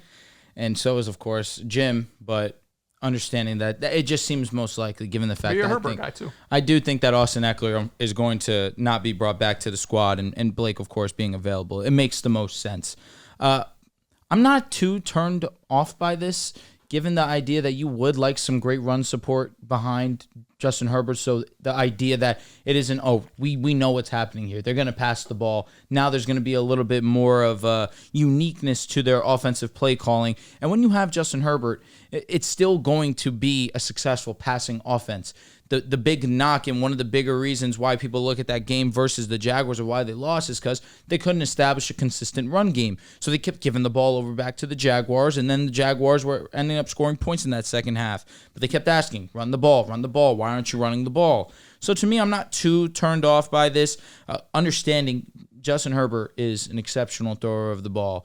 It's going to be interesting to see who is going to be the weapons that Herbert's going to be throwing to. Are they going to be using one of those early draft picks that they do have in the top 10 on either Brock Bowers, potentially a Malik Neighbors, potentially a Roma Dunze? I don't look at Marvin Harrison as a realistic option unless they do try to trade up or something. But I think the smart option would be to stand packed. You're still going to get a great prospect, and with Justin Herbert there, he's going to make one of these guys even better than they already are. Do they go offensive lineman? Of course, you're trying to protect Justin Herbert and make sure that we protect the franchise player there. I don't worry about this. Justin Herbert is an elite talent. He's one of the best quarterbacks in the National Football League. There should be no concern with the Chargers offense. So long as Justin Herbert does stay healthy, and especially now with Jim Harbaugh, you should have ultimate confidence in the Chargers next season. Do you think it was a shot at Lamar Jackson that Greg Roman said Herbert is at his best when he's passing the ball? No. Because he was asked that question and gave that answer from a question that he was asked that stated, will this be a similar offense to the ones you ran with Lamar and Kaepernick? And he said... Interesting. Yes. And he said Justin Herbert's at his best when he's passing the ball. Interesting. No, I don't think it's a shot at them because obviously Lamar's strength is running the ball. He's a great passer in his own right. Kaepernick was a really good passer too, but at the same time, they had special attributes rushing the football. Justin Herbert isn't immobile. He obviously can scramble outside the pocket, extend plays, but his strength is his arm. That's not a shot. That's just being honest and realistic, at least to me. Maybe I'm being oblivious. Maybe I'm being hard-headed to that, but I think it's okay to be aware of the truth that Lamar and Kaepernick are elite rushing talents who also happen to be really good at throwing the football. Herbert's not that. He's an elite passer with very good playmaking abilities outside of that. Especially early Lamar, too. For sure. Like MVP season where he's still trying to figure out things. It's a bit concerning, I think, if you're a Chargers fan, because on one hand, listen, you got Jim Harbaugh. He was the biggest fish in this head coaching pool. You landed him to a long-term contract. You should be thrilled with this. Getting Greg Roman, though, does give me a bit of pause for concern because on one hand, Greg Roman and Jim Harbaugh, they've worked together in the past. If you look at Jim Harbaugh's last 17 years as head coach, His team has attempted more passes than runs just twice. That includes even some years with Andrew Luck back in Stanford. And shout out to Arjun Menyon, who we've quoted here before. He has some stats just on Greg Roman from 2019 to 2022 when he was with the Ravens. They were 30th in pass rate over expected, 12th in EPA per pass. So they were still pretty damn good, even though they weren't really throwing it a lot. But they did have 3 seasons with below average EPA per pass numbers. But on the other hand, they were tremendous running the ball. 3rd in rush rate, 1st in EPA per rush, 3rd in explosive play percentage, 3 top 2 EPA per rush seasons. And then if you look at teams who make it to the conference championship game, when you make to AFC, NFC conference championship game, since 2018, there's only been one team who was not at least top 10 in EPA per dropback. Can you guys guess what team that was? That made the AFC championship game? AFC or NFC since 2018. The Niners with Jimmy G? Nope. What's the question? I'm sorry. So since 2018, there's only been one team that hasn't been at least top 10 in EPA per dropback. The Titans. No. The Texans. No. The Jaguars. Oh. I'll give you a hint. Don't overthink it. Okay. Just think big Kansas dogs. City Chiefs. What year? This past year. This past year. Oh, they were shit. 12th in EPA per dropback. Crying. We did way too much thinking. Yeah, that's why I was like, Jags, like, hold on, don't think about the bad quarterbacks. But for one, this Chiefs defense was generational. They were 3rd in pass defense in terms of EPA per dropback. But the moral of this, what these stats are saying is you have to be elite passing the ball if you really want to have success in the NFL. You know, this whole like play good defense, run the ball, control the clock. It sounds good in the 80s, 90s, 2000s. It probably worked. 2015. But in today's day and age, it's just you're going to be an outlier if that's going to be your method on offense. It's just we're going to run the ball, play conservative on offense, not turn the ball over. I'm not saying that's what Greg Roman is going to do with Herbert. Yeah. But all I'm saying is if we look at what Greg Roman and Jim Harbaugh has done in the past, even with some really good quarterbacks like Andrew Luck, as I mentioned, it's always been a run-first approach. That's a bit concerning to me. When you have Justin Herbert, this should be a team that's going to be using him to the most of his capabilities, the best of his capabilities. I do think there's going to be some holes on this offense. They got to figure out first. Offensive line's an issue, wide receivers an issue, running back's an issue. So I don't think it all happens just in one year and all of a sudden a flip switches, although I do expect them to be competitive. But Greg Roman's going to have to rebrand himself in a way. He did take a year off this past season. He wasn't coaching to my knowledge. Maybe he was a high school coach for a kid or something, but to my knowledge wasn't the NFL. So maybe he gets that year off like Mike McCarthy did. Remember he got that year off. He said he was in the lab studying analytics and that all came out to be bullshit. But for Greg Roman and for the Chargers to really get over the hump, they need to have an explosive and efficient passing offense. He hasn't shown that with the most consistency throughout his years with the Ravens and even with San Francisco back in the day. But you got to be hopeful with Justin Herbert. My voice keeps fucking cracking. With Justin Herbert, you got to hope that better days are ahead. What do you think, Riv? You know, Dehls, let me ask you a question. Because you said, it's not you don't think you can go with the 80s, 90s, 2000s style. But can you admit that you still need a balanced attack? To an extent. Because we've seen Detroit. They have a balanced attack. We've seen the Niners.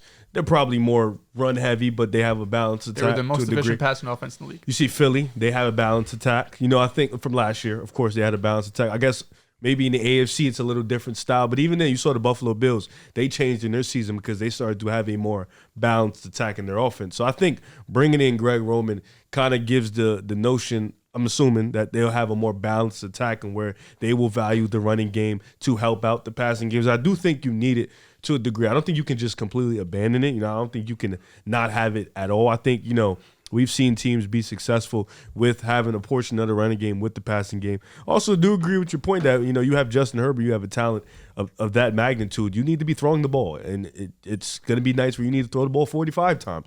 But Herbert is that talented. But I think, like you mentioned it, they need wide receiver, they need running back, they need offensive line. Maybe bringing them in is kind of going to – because right now they don't have a wide receiver. Keenan Allen is there. Mike Evans are going to cut. Keenan Allen is the biggest cap hit in the NFL, too, for wide receivers. Yeah, Mike Williams is going to get cut. And the other guy they just drafted, I forgot his name. Quentin Johnson is extremely not good. So at that point – breakout season? because Riv gave that stamp of approval. We'll see. I mean, if he does it, we're We're gonna here. break every. It's like Jameson honestly doing it. Oh shit, Jesus Christ! But at least Doubling down? Jameson was hurt though. At least his rookie year, Johnson was. just Quinn wasn't just good. wasn't good. He but was hurt, and then he got suspended. It was terrible. I think Jameson won't be solid, but he won't be what you think he's gonna be. All right. What do I you hope you're think right. he's gonna be? Jameson Williams? Yeah. He could have over 1,000 yards next season. Okay. We just throw that number out there. No, All the I time. genuinely believe that Some that's guys possible. get He'll have I think more that's receiving possible. Some yards guys get than up the skin of their teeth. Amon Ra You or think Sam they're elite? Laporta. Absolutely not. So that well, means he could that- have more yards than Sam Laporta. You think so? Yes. I Sam mean, Laporta. he realistically the way he plays, he can get 2 catches. It's like Get 80 100 yards. Yeah. He's kind of like got that Gabe Davis vibe to him. You know? Scrimmage yards. I feel like he can hit 1,000 most definitely. Scrimmage yards, most definitely. Oh, we're How playing many the rushing scrimmage attempts yard. does he Yeah, get? Not what are we for doing that. here? Well, he was used I like know he that. gets Looking a like couple two end a arounds. game. He but had a it's not- rushing it's not TD, live. and He did. He that had was a a rushing 40-yard TD in the rushing Niners TD, game, right? yes. That shit was electric. It was an awesome Removed play. it. I think Removed for it. him to get 1,000, 3 Lions receivers would have to get 1,000 yards, which would be Amon Ra, Laporta, and Laporta Jameson. didn't have 1,000 3 yards. rushing attempts. No, I know he didn't have 1,000. That's what I'm saying. Like, I don't think make sure he'll it's have quick. more receiving No, yards no, than no. Laporta. I think he. I think 2 Lions players could have 1,000. I think so too. Yeah, I think so, Laporta too. and Amon-Ra can did. How many yards did Laporta have this year? I think 9 something, if I'm not mistaken. I don't think he broke. I mean, if 1,000. Jameson breaks out and he becomes Say it one more time. good. 889. 889. Say it again. If Jameson breaks out, he becomes good. Then he Well, might have Laporta is 1,000. a top 5 tight end right now. I agree, but I'm saying Jameson has that big play. Big play guys. They don't need much. You know what I'm saying? Gabe Like Davis was flirting with 1,000 a couple years ago. Deshaun Jackson, love him to death. He was a big play guy. He had like 1,300 yards straight Dehls, big plays. What are the odds Jameson finishes with more receiving yards than Laporta next year? I would take Laporta still. I understand. It's possible though, because Jameson, it's like he just needs a couple catches a game for him to get 80 yards. Just Laporta week in and week out is going to give you consistently 6, 7 catches, 80, 90 yards. In the playoffs, it was Amon Ra and Jameson Williams, though. Like, that's very, very obvious. And that also came in due part to Sam Laporta also being a little bit banged up. But Porter still had 21 catches in the playoffs. No, he was great. But Jameson Williams was the one getting into the end zone. Obviously, Amon Ra is going to be the safe, Jameson secure Williams guy. had 24 receptions, 354 yards. But again, Jameson, it was the playoffs? a lot of In the big- No, regular playoffs? season. Regular That's season. cap. I was going Regular to say, season. what? Jameson only had 6 catches Yeah. in the playoffs. Uh-huh. You know I what I mean? Like understand. he's almost, I don't want to say this rudely, but he's kind of been used as an afterthought in this offense. And I don't think that's disrespectful. I just think if they're able to use him as they drafted him to be this deep threat type of guy that could take the top off of defense, this whole offense can change. But Agreed. as he's currently utilized, it's Amon-Ra, Laporta. They've used Josh Reynolds a ton too this past season. And Jameson's like, well, if you could get open 40, 50 yards down the field, we'll hit you every once in a while. A big part He's of a why I polished believe guy. Jameson's going to break out is, like I said, Josh Reynolds is a free agent. And if they do decide to bring him back, it'll be interesting to see the amount of money they give him. I feel like it's unnecessary. You They should already have definitely bring him Jameson. back. The players that have more receiving yards than Jameson in the playoffs He's going to were be 23. Amon Ra, Laporta, Reynolds, and Gibbs. Jameson was 5th. He had makes 79 sense. yards on 6 receptions. Reynolds had 132 yards on 8 receptions. Reynolds was one of the big reasons why they lost to the Niners. He's better than Jameson at his role. And I don't though. think he's going to command a ton of money, honestly. Like, you should be able They to get should, Reynolds But my for less point than- being is way less than you already 15. have a great talent in Jameson Williams. There's no reason to. Great talent. He is a great talent. I just think you need some depth because who's the next guy up behind Jameson if you let Reynolds go? Great talent. I'm blanking on who it is, which is obviously not good. But Donovan Peoples-Jones. no, was not a Donovan Peoples-Jones. bust He's not for good. them. Not He good. was. Not good. I just think. I But just don't think he's really- going to get. You only 1,000. need 3 options realistically. It would be Raymond. Amon. That's who it was. Thank Yeah, you. yeah, facts. Amon. It would be Jameson, and of course, it would be Sam Laporta. Yeah, I'm just saying at the wide receiver position. It's I like, understand. you know, But you run the 2 wide receiver set with obviously you have Sam Laporta out there on the field. no, for sure. But just one of those guys go down, all of a sudden, Khalif Raymond's playing 80% of snaps. Fair enough. I just don't think he'll get a crack at What about- 1,000. what about 8? I don't know if he'll be I close. think 8 800's is the one. Yeah, I think so. 8 is Are you solid. stretching that's still. It's just a he's little been so too much for boomer my bust liking. throughout Okay. his career. Do you that- think Gabe Davis is better than? He's been Gabe more. Davis was putting Yeah, he up has more zeros production. last season, like legitimately No, actually. 0 catches, 0 receptions. Because I feel or like 0 yards. you're giving the you don't think Jameson get 800, but you was very confident Gabe could get like a K. Yeah, I was wrong about Gabe Davis. Gabe I Davis. think Gabe Jameson Davis can at get- his best so far has been better than Jameson. But I think Jameson could give you that same vibe. Jameson's Big really play. giving you only 1 year. I know, and barely one And it's year. like half a year. Barely 1 year. Jameson's I 23. think a good mark for Jameson to shoot for next year, 5? which is realistic, is 500 to 600 yards receiving. He should. I mean, he had almost 400 this year without playing like 5 games. 24 receptions. And to start off 354. the year, he was only playing like less than 50% of snaps for the first month For sure. or so. It took them way too 500. long to I think 500. If he doesn't get 500 this year and he's healthy, No, we're you'd finishing. be concerned for sure. Yes. But I genuinely believe he's going to have a really good season, I'm excited. especially for the first two compared to the first 2 years of his career. With Greg Roman, to jump back to this topic, I feel like Greg Roman has been the scapegoat for Lamar Jackson's shortcomings early on. I think later, 2021 and 2022, the offense was not maximized. Could have done more with Lamar as a passer for sure. I think Greg Roman did hold back Lamar Jackson as a passer. But we're not going to forget that in 2019, they were one of the best teams in the league. They were 14-2. They had the number 1 ranked offense. Lamar did not play well in that playoff game. The defense was terrible. We're seeing just now with a new OC with Lamar Jackson in the playoffs, what is everybody calling for the Ravens to do? They're calling for them to run the ball more. Well, let's add some context. But they're calling for them to run the ball more when before the criticism was always pass the ball more. Shit, But now, is there not missing context there? Here we go. What, that they're facing the Chiefs You're defense? facing the Chiefs defense and your wide receivers are awfully mid.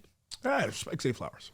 That's a good point, but also I felt like the Chiefs were stopping the run very soundly. They were loading up the box, and they were great against the run. Wasn't a ton of attempts to go off of. Aren't the Ravens running backs not that good either, though? Correct. Justice banged Hill, up. Gus Edwards, they're not bad. Oh, dude, they're backups. awesome. They're not done. You great. should have called Are them they painfully. Are they? mid. How many teams are Gus Edwards and or Justice Hill starting? Gus Edwards would definitely start on 40% of NFL teams. 40? Yes. My brother, I don't know if there's 4 teams. He'll definitely, started he'll on. definitely He split a started- backfield. He'll split a backfield with 40% of the NFL teams. Oh, I don't know, my Yes, brother. he will. 40%. 40 is fucking high. No, I'm saying he's the 1A in that backfield. Splitting the backfield, I think. Okay, 40%. Let's go through it. 40%. The Bills, James Cook, no. Dolphins. He'll definitely split carries. he won't. No, he won't. He'll be No, the he goal won't. line No, he back. won't. The 1A. Is he not their goal That's line not back? splitting. No, I'm saying That's not is splitting, though. Gus Edwards the most You talented said backfield. starting and then you went to splitting. We could do starting 1A, 1B, Will most talented. Gus Edwards not be the short yardage back for the Bills? James, I mean, yes, because that's how they utilize James Cook. He doesn't get 90% of snaps. He gets 60 to 70. He got some. Keep some going out there, down the though. list. I think James Cook is comfortably He's the more comfortably the talented starting running back in the running back. 1A. I never said Gus You Edwards more said talented. starting. You said starting. I said, and then I said share 50% of the Then backfield. you had to Well, fix no, yourself. Cook won't share 50% of the backfield. Gus No. Edwards. Gus would get 20 or 30%. Keep going. The Dolphins, Mostert, HN. He's not getting playing. No, The Jets with Brees. No. He'll definitely be utilized in the no, backfield. you a didn't lot. say that. Now, You no, said- you you said 50%. said- I said 50%. starting. You I said said starting 40%. 40%. He won't No, get no, you 40%. said you would start on 40% of 40%. teams. Keep going. You then said split Okay. Keep going. backfield. New England's? Probably. He might be better than Ramondre. I think Ramondre's That's better. definitely First thing, I close. think I think Ramondre's he'll better. get touches But in he New get England. looks. He'll Okay, get we got touches one. because We 50% got split. one. That's one. That's one. The Browns, Nick Chubb, No. he's healthy. He's done, but yeah, bro. facts. The Steelers with Warren and Najee. No. Warren's better. The Bengals with Joe Mixon. That's a him thing. Don't you like another guy over there? He likes He Chase likes, Brown. yeah. No, Chase Brown. He's the best one there. Okay. Yeah, he's So the now, okay. The Houston Texans, I think he gets Yes. some work in Yes. there. That's two. The Jags with ETN, no. No. The Colts with JT, no. The Titans, no Derrick You're Henry da- now. Tyler We don't know. Spears, you tell me. You're Dodger No. Spears guy. Okay, I didn't think so. Kansas City with Pacheco, no. The Raiders with Jacobs, no. The Broncos, Javonte Williams. Ask him. That might be a yes. You get some work. Honestly, I'll be honest. We're going to be one of the teams that signed one of the top. running Okay, back so we'll free give you that agents. three. That's three. The Chargers, Austin Eckler. Yes. Okay. The Cowboys with Tony Pollard. No. No. I don't think but so. he might not be there. I know, but I'm just going off last year's running Okay. backs because there's a lot of movement potentially.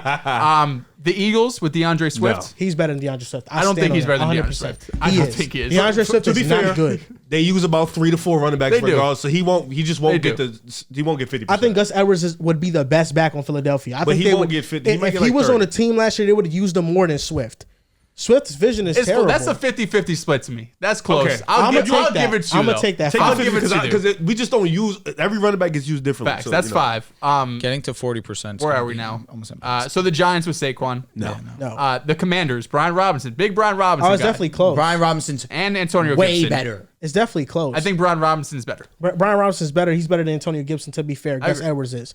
But no, that's close too. I'll give you the Okay, right. so we're still at NFL. 5. The Lions, no. The Packers, no. The Vikings, I think that's fair. Yes. 6. Yes, they have Six. no. Yes. The Bears, No. potentially. No. No. Khalil Herbert? No, Herbert. Roshan was starting. He was Roshan- healthy. Oh, no, I apologize. Roshan was I averaging less than apologize. 4 yards a carry. Nah, He was it's getting a lot possible. of touches, though. It's possible. It's possible. No, And I give- Justin Fields is going to get. When he was there, he was getting some running Give game me the too. Bears. I'll give you that. That's seven. six. You getting what? No, No, we're at 6. We're at 6. Khalil buddy. Herbert was not the Bears, good last The Bears, year. I think, is fine. Fields was getting running plays too. You have to So take we're at that into six? We're at account. 6 with the Bears. So you want me to count Fields as a running not- back? No, I'm have fine. to. No. I'm just saying Gus is better than Khalil He Herbert is. and Roshan Johnson. That's all I'm Better, I don't know, per se, in terms of splitting, it's possible. Like Khalil Herbert, I actually think is a decent talent. They'll probably but- split that 3 to 4 different ways between Yeah. 3 running backs and a quarterback. So we're at 7. We're at No, 6. six. 6. we're giving him Chicago. If we're giving him Chicago, No, we're I'm taking getting Washington Chicago. away. That's So we're 7. taking. He didn't give me Washington. So we're taking No, I gave Philly you. back. I gave you. Oh no, excuse me. I didn't give you Washington. I gave you Philly. No, you gave Philly, him yeah. Washington. You didn't give him Philly. So you're at So 6. we're I'm at taking 6. Philly Bro, back. okay, then. for y'all, I'm at 7. Y'all could be at 6. The Bucks. No. Rashad White. The Saints with Kamara. No. The Falcons with Bijan. No. Panthers with Miles Sanders. Tyler Yes. Algier, Okay. respectively. Well, Miles Sanders just got 70 million, so Yeah. I don't 70? It wasn't however 70. much it was. It was I'm like sorry. That's 30. nuts. It was 30 like 30 7. mil. Why did I think it was like 35 60? I don't know why the hell I know. you said I know. I'm bugging. And Hold on. honestly, I don't think anyone in the NFC West. The Niners, CMC, Rams with Kyron, Seahawks with K9, 40 or 25, and I Cardinals So with apologize. James 7 out Conner. of 32? Yeah. Is that 40%? Let me do the That's percent. not. I could promise No, you it's not definitely not 40%. That's like This guy did not. That's start. 21.8%. 21%. You were all- He I'm starts on halfway to 17. 40 though. That's fine. You didn't cook, brother. Oh, God. Ultimately, this conversation is about Gus Edwards. I think he's solid. He's not a scrub. We know you think No, solid. he's a decent to sell backup. He's for sure. not a But scrub. if he's All I'm starting saying, for you in a playoff game against an elite defense, you don't want that. all I'm saying is that I feel like Greg Roman has been scapegoated, and this idea that Lamar Jackson made Pause. Greg Roman is not true. Dehls, Greg Roman had how many success yards with did San Fran. James Cook have against the Chiefs He cooked in the didn't he? playoffs? I could find it. And how many yards did Gus Edwards have against the Chiefs? I mean, 0 basically. There's a difference though with that. What's the difference? Versus the Bills, they played with light boxes. Versus the Ravens, they played with heavy boxes. That's a fair Because point. they're more afraid of Josh Allen's arm, and also the Bills got more James weapons. Cook had 82 total yards. That's a good point. That's fair. So that I feel like that's the difference there. But Greg Roman, for one, when Greg Roman came out and he said, "Can you imagine Justin Herbert with a great running game?" People took that as a shot to Austin Eckler. I can understand how, but let's be honest about Austin Eckler. He's a great receiving back. As a traditional running back, he's not good. Since 2020, the Chargers rushing ranks have been 21st, 18th, 30th, and 25th. Austin Eckler only had over 85 rushing yards in 5 games with Justin Herbert. Over the course of, we're talking about 4 seasons, and the Chargers since 2020 were 30th in design run percentage and 30th in yards per rush. They have not had a running game.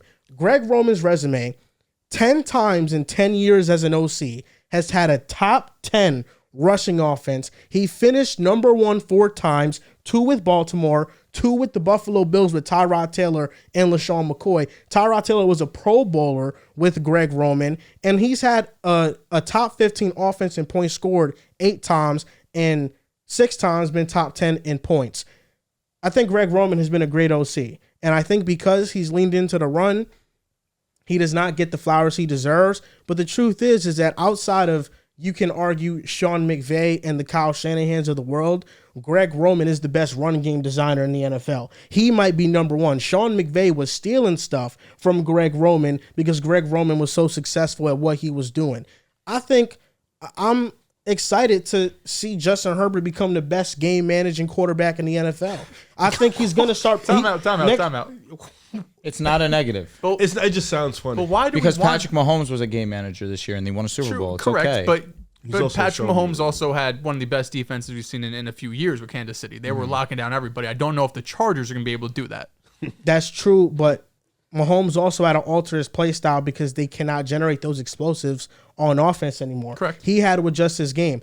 I think Herbert, he's going to be put in a position this year where I think the goal is to play great defensively, run the ball, make Herbert throw 25 to 30 times a game in an efficient fashion, and win football games. If they need Herbert to go above and beyond, I think Greg Roman, for what he stated in press conferences where he wants to have a diverse passing game, I think they'll pass the ball more, and Herbert can make those critical plays. But for the most part, I think this team is going to be balanced, and I'm excited to finally see Derwin James play a specific role. We saw Kyle Hamilton's success with Mike McDonald last season. He was an all-pro. Derwin James is one of the best safeties in the NFL. But under Brandon Staley, he was doing everything, and that exposed him at some of the things that he's not so good at. But with the Chargers' new DC coming from Michigan, Drew Minter, I believe it is, he's going to play that type of role that Kyle Hamilton played in Baltimore, and he's going to be able to be maximized. I think this defense should be much better, and I'm excited to see Justin Herbert not have as much on his plate. And I think with him, the connotation of being a game manager won't be negative because we know what he can do when he's asked to go above and beyond. But even when Lamar Jackson was unanimous MVP, the passing attempts weren't high. Correct. He was the most efficient quarterback in the league, but they weren't passing at a high volume. I think it can be similar with Justin Herbert as long as they can establish a run and build up the offensive line. But I think that's the best way to win with the current structure of the roster. But then it's the run game, the offensive line, and the defense. The defense had some talent there. We've been saying it for years. Yes. There's also rumors of them moving off multiple players because they need to make some cap space. And listen, throughout the years, we've seen teams be able to turn over defenses just with coaching. You know, the Jets come to mind with Robert Saleh. Year one was terrible. Year two, the defense was elite. So it's possible to make a lot of adjustments just with coaching. It's just this formula, the way the team is currently constructed, I have some questions if it's like, we're just going to play conservative with Justin Herbert and we'll win that games that way rather than Justin Herbert's going to have to win us some games and the defense can make a couple plays here and there and the running back can make some plays. I don't even think the Chargers have the receivers on the outside to be a high volume passing offense. That's why I'm saying they have holes everywhere. Yes. That's why I think their best shot is Herbert. You're the best player on the team. We got to make some magic happen. You think Mike Williams 100% gets cut? I don't think 100%, but It's there's pretty a chance likely. he gets to take a pay cut too. I think coming off the two ACL. Because of if you the have four Mike, you should get be cut. confident. If you have Mike and Keenan, you should feel okay. Yes. Yes. I think Joey Bosa, Khalil Mack, Keenan, Mike Williams, they all have huge cap hits. Huge. I think they try to explore a trade for Khalil Mack. If nothing happens, they cut him. And I think they cut Mike Will. They could probably extend Keenan too. Yes. They They will and just make restructure the his money contract. work out and just give him a couple extra years down the line. That's what I think they do. And that's why I think this draft is hard to project them getting Brock Bowers an offensive lineman because they need an help. offensive lineman. They need everything pretty much on offense. With you. This week in the NFL, this one's for you, Drew. Talk to me. Broncos head coach Sean Payne said Tuesday on a decision on quarterback Russell Wilson's future with the team will come within the next 2 couple weeks. weeks. Very suspenseful. Very We suspenseful. do not know what's going to happen. But I'm hoping that it's good news. What's the good news? There will be good news for you. It will be good news. Either He's way. Is it part good of news that he's he part gets of a cut? Drake May package. I don't know. It'll be hard for me to see Russ just leave our team, especially after the first 2 seasons of his tenure with the Broncos. It'll suck to see there. But it'll be interesting to see what our final decision is, and I'm hoping for the best. So what do you want? You kind of ducked around the question. What do you want? It's very Like, political answer. Yeah, like it's fuck. Like I'm what trained. do you want? I'm trained. You trained to do what? Got trained. I did get trained. What, man? Sometimes, some women, Or some woman and man? I'm just saying I was fuck trained this. by men and women. Oh, Oh. pegged. Whoa, now we're talking about 2 different things. Are we? We're speaking 2 different languages, Riff. Yeah, you guys are losing me. Probably. What I want is what's best for the Denver Broncos. Here we go. I'm sick of these What's political best for the assets. Denver Broncos in your humble opinion? Like if you were the GM, what would you do? If I was the You're GM, George I would Pang. do everything I possibly can to get the First best rule of quarterback business on is my team. firing Is that myself. Russ? Given the money that is allocated towards Russ, I fear that it is not Russ. So you're cutting him. I would love, if possible, to trade Russ, but it seems unlikely that will be the case. Why? Because of the money that is allocated Or his play? towards Is him. his play? I think his play also in due part does play a minor factor in that, but a majority of it is catered to the ridiculous contract. Does he remind you of Russell Westbrook with the Lakers? Paid too much, just wasn't good enough for his contract, so you kind of got to let him go. Excellent example. Do you think the interest around Russell Wilson in NFL circles is high? You think there's a demand there? Oh, he's definitely going to be starting for a team next season. A good team. Pittsburgh. So mediocre. You say he's going to be starting for a team. Are you telling me that there's going to be multiple teams trying to bid for his services? At least 3? Patriots.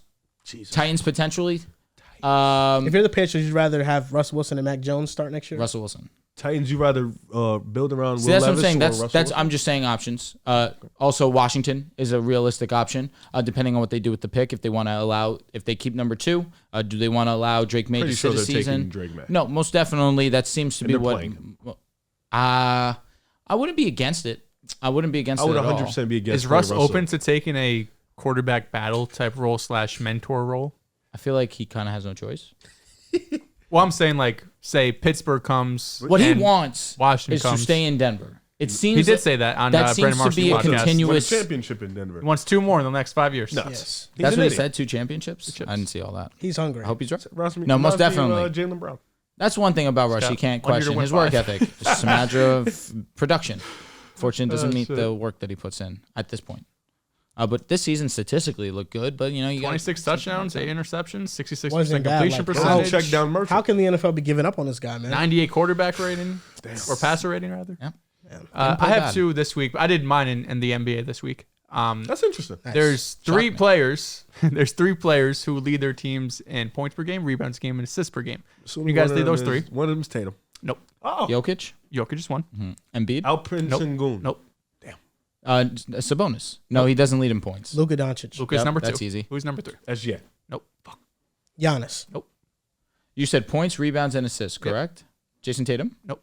That's him already. Oh, Joel Embiid. Nope. and he wasn't. Don't tell us. Yeah, I don't want to. Somebody is it Kevin Durant? Victor Wembanyama. Neither. That was a good guess. I think Trey Jones is number 1 in assists. Kyle Kuzma.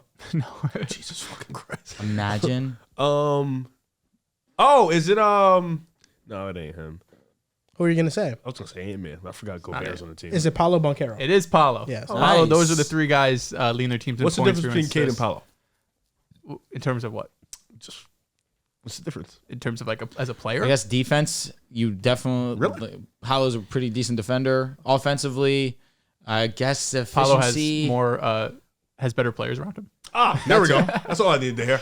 The other this week in the NBA I had was there was a clip going around. Jason Tim from Hoops Tonight, shout out to Hoops Tonight, said that Jokic's peak currently is better than any peak Steph and or Kevin Durant has ever had. His reasoning, I'll give him his reasoning, I'll just let it out there to dry, was he thinks that it is unanimous that Jokic is the best player in the world and Steph and KD never had that moment. Okay, if he wants to use that title, yeah, because those 2 are playing with prime fucking LeBron. It's unfair to them. It So is. I think if you plug Joker with LeBron at that time, Joker wouldn't be better than LeBron. So Prime LeBron's not losing last season. yeah, No fucking way. Jokic over KD is pretty. That's clear. If he for wants me. to say that, use that like in his argument. was that's his fine. argument. That's That was a his valid argument. Steph Curry was never unanimously the best player. If he'd have won in 16, he'd have been the best player, but he wasn't. It's tough for me to just go outright and say over KD, but I understand the argument. For let's say what he was saying, let's say over the next 7 years, he's able to allocate 3 more championships and a couple more MVPs. He'll have 4 championships, probably will be 4 finals MVPs. This is a top 6. But this 7 is an player. unbelievable resume all time. He will be amongst the all-time greats. Brother jumped high if he did that shit. The unfortunate truth for Steph Curry and KD is that they played in the era with the greatest player to ever play the basketball Steph got 4 the chips game out of of it. basketball. And also in due part because Kevin Durant and Steph Curry decided Hey, to team up during their LeBron peak. was teamed up with Dwayne Wade. He teamed up with Kyrie Irving. Dirk you know? still got one. Kyrie Irving, come on, let's be up with AD. real. What do you mean Kyrie Irving is a star, all But star? we see what happened post that. He never reached the Wait, heights that Kevin Durant or but Steph Curry ever reached. He said the Joker just unanimously became the best player in the league. Because I still think his conversations with him. He said that Giannis- if you poll 100 NBA fans, 90% 90% would say it's Joker. what's an NBA fan though? Well, listen, I think over KD is pretty unanimous for me. I think Kevin Durant was one of the best at his best, but the lack of playmaking is why I would have Jokic over him.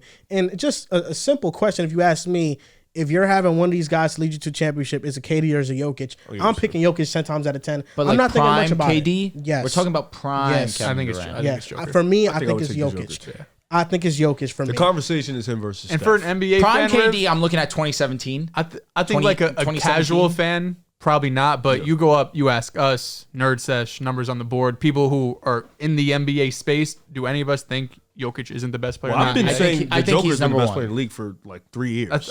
I know. So I get what you're That's saying. what I'm saying. Like people who are watching the game. But I'm saying we've creating had content. conversations where he's thought Giannis was the best in the league. You know, I think you've had like you were 50-50. No, or but coming Joel into had the this Joker. season- But once he got the chip, Coming Yeah. into this season, the idea was Nikola Jokic is the best in the world. Once he got, This once is he the got first chip, year yeah. he's been unanimous. I agree. For sure. This is the first But year. even then, he can like. What if Giannis wins it again this year? Then you put Giannis right back up there. You know. True. Maybe the sample size is too small for Joker since it feels like Steph. Or and if KD's Luka time wins is it this year, Luka's getting dubbed the best player in the league easily. So Listen, with Steph, we're looking at 3 years, really. We're looking at 2016, 2021, or 2022, I should say, right? Was it 2021 or I think 2022? you're thinking of the 2022, 30 you're right. point league 2022, and then 2015, which was 2015 was, his coming out party. They won a championship, but LeBron, they had injuries. The Cavaliers did to Kyrie and Kevin Love in that finals. 2016, best regular season record ever, most efficient offense in history ever. Steph Curry didn't play fourth quarters, and he was unanimous MVP. That's how great that season was. There's something about Nikola Jokic, though, I think, He's in unstoppable. being able to control the crazy. flow of the game and elevate those around him. Not that Steph doesn't, but I think Draymond Green, he anchors a side of the ball, the defense. The defense was number one for a lot of years because of Draymond Green's impact. I think even though Splash Brothers get the headline for being a duo, I think the real duo in all those years was Steph Curry and Draymond Green. And then Klay Thompson, one of the best shooters in the history of the game. But with Jokic, his second guy, Jamal Murray, elevates in the playoffs. But then after that, it's a bunch of guys who are great in their roles and aren't particularly elite. They're not like Draymond or Klay. I think Steph had a better supporting cast with Draymond, Klay, and those benches were also great in those Warriors years. Jokic, I think, is doing more with a little bit less. Jamal, which year? you could argue. It's about the 16. 2016. I think the Joker's team last year is better than the 2022 team. That's an argument. I would also say that Jamal in the playoffs, It's better than Clay. that one Yes. run Yeah. has been better than anything Clay's ever done in a playoff. Yeah. No, I think he's better than Clay. He's been itching to say that. Yeah, Steph, But not Draymond, in my No. opinion. I think Steph versus the Joker is an argument. I get what he's saying. His peak is great. The Joker is reaching some unstoppable shit in his Again, peak. 3 MVPs, Yeah, like possibly 3. It's not so sense and what's hurting Steph is he didn't finish it off in 2016. That's really the thing that hurt Steph the most. Hell. Yeah. So if he finished that off, there would be no question in this conversation. Only if he had Kevin Durant that year. If only. I would have won. No, Really the guy just- who choked that year, nah, we're good. Wow, forgot Katie choked that I same mean, year. having him on the team, though, you guys would have won for Nah, sure. we're good, You bro. don't think so? I mean, look at the pressure that was relieved the year after and the year after that. Well, then Steph won again. So Oh, that's And would have three-peated if true. KD didn't get hurt. for sure, they would. I mean, Steph should have four-peated. So no, but it's a shame that Steph Curry couldn't hit that 3 to tie the game against the Raptors, right? you talk about Game 6 Yeah. in Toronto. He averaged 30 that series while getting boxed Got in it. one. Do you know No. what a boxing one is? Absolutely. What's a boxing That's one? what I get every time they play. We Oh, play. you're a liar. Oh yeah, you're a sick guy. Yeah, 30 Toronto, man. Shout out to the Joker though. It's a shame. He had a great look. A pretty think? damn It was a great good look. look. No, it's It was a great calm look. for Steph Curry. That's a great look. It was a calm look, you know. It's a shame. Do you have it this week in the NBA, or would you like me to go? No, I actually do have it this week in the NBA. Vikings general manager and their coach dubbed or deaded all the rumors about Justin Jefferson getting traded. Thank God. Adolfo Mensah, I hope I'm saying his name right. He said that is not something that has ever crossed my mind. Kevin O'Connell was also asked about it. He said, and I quote, "I can tell you we have no intent to trade Justin Jefferson.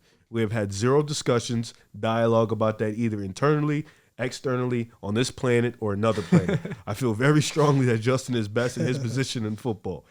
Anytime you're trying to reset the receiver market, we know who he is. We know what Justin's earned through his first 4 years in the league and so forth, stuff that doesn't really matter." So that rumor that staying we saw, home. he's staying in Minnesota. He will get paid like the best receiver in the league because he is the best receiver. Happy in the league. about that. Happy about that. He Now, deserves it. I got two. First one's going to be T. Higgins getting tagged by Cincinnati Bengals. We already talked about that. He's going to be getting 1 year, $21.8 million. The next one of mine is going to be, if you guys can name me the bottom 10 quarterbacks in the league in terms of air yards. Bryce Young. Let's see. Give me 1 second. You don't have the net. I have the list. I just didn't have the tab open at the time. Oh my god. Apologize. He is not one of these guys. And Patrick this is, Mahomes. this is a minimum Russell Wilson. of 300 snaps. Russell Wilson is here. He is number 28. Patrick Mahomes, Patrick Mahomes is number 29. Correct. Justin Herbert, Damn, brother, can we get a pick? I know he's going crazy, but Justin Herbert is not Burrow? here. Justin Fields. Burrow is actually dead last, 30th. Justin Fields.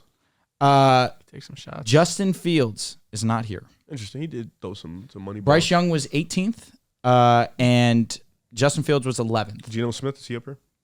Geno Smith was number 22, correct. Okay. He had Where was 7.2. Jalen yards. What's his name? Joshua Dobbs. No, Joshua Dobbs was not here. Okay. Did Kyler hit the requirement? Kyler, it did meet the requirement. Okay. He had 341 plays, 25th on this list, Did 7.2. Jimmy G meet the requirement? No, he did not. What about Aiden O'Connell? Aiden O'Connell. Aiden O'Connell is 16th. Wow. Justin Herbert was 17th. This is total air yards or air yards per pass? This is just air yards. total air He was yards. slaying Yes. that So it's shit. like Okay, thousands Aiden. and shit, right? Jalen Hurts was 5th, by the way. Oh, damn. Ryan Tannehill?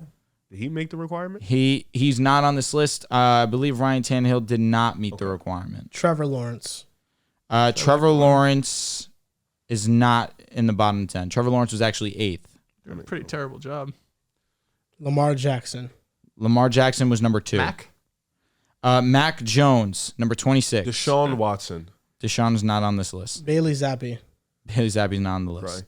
I'm not gonna say Jake Joe. Browning. Definitely wasn't Joe Flacco. Yeah, he was throwing that shit. I'm trying to think. You said Kenny Jake Pickett. Brown?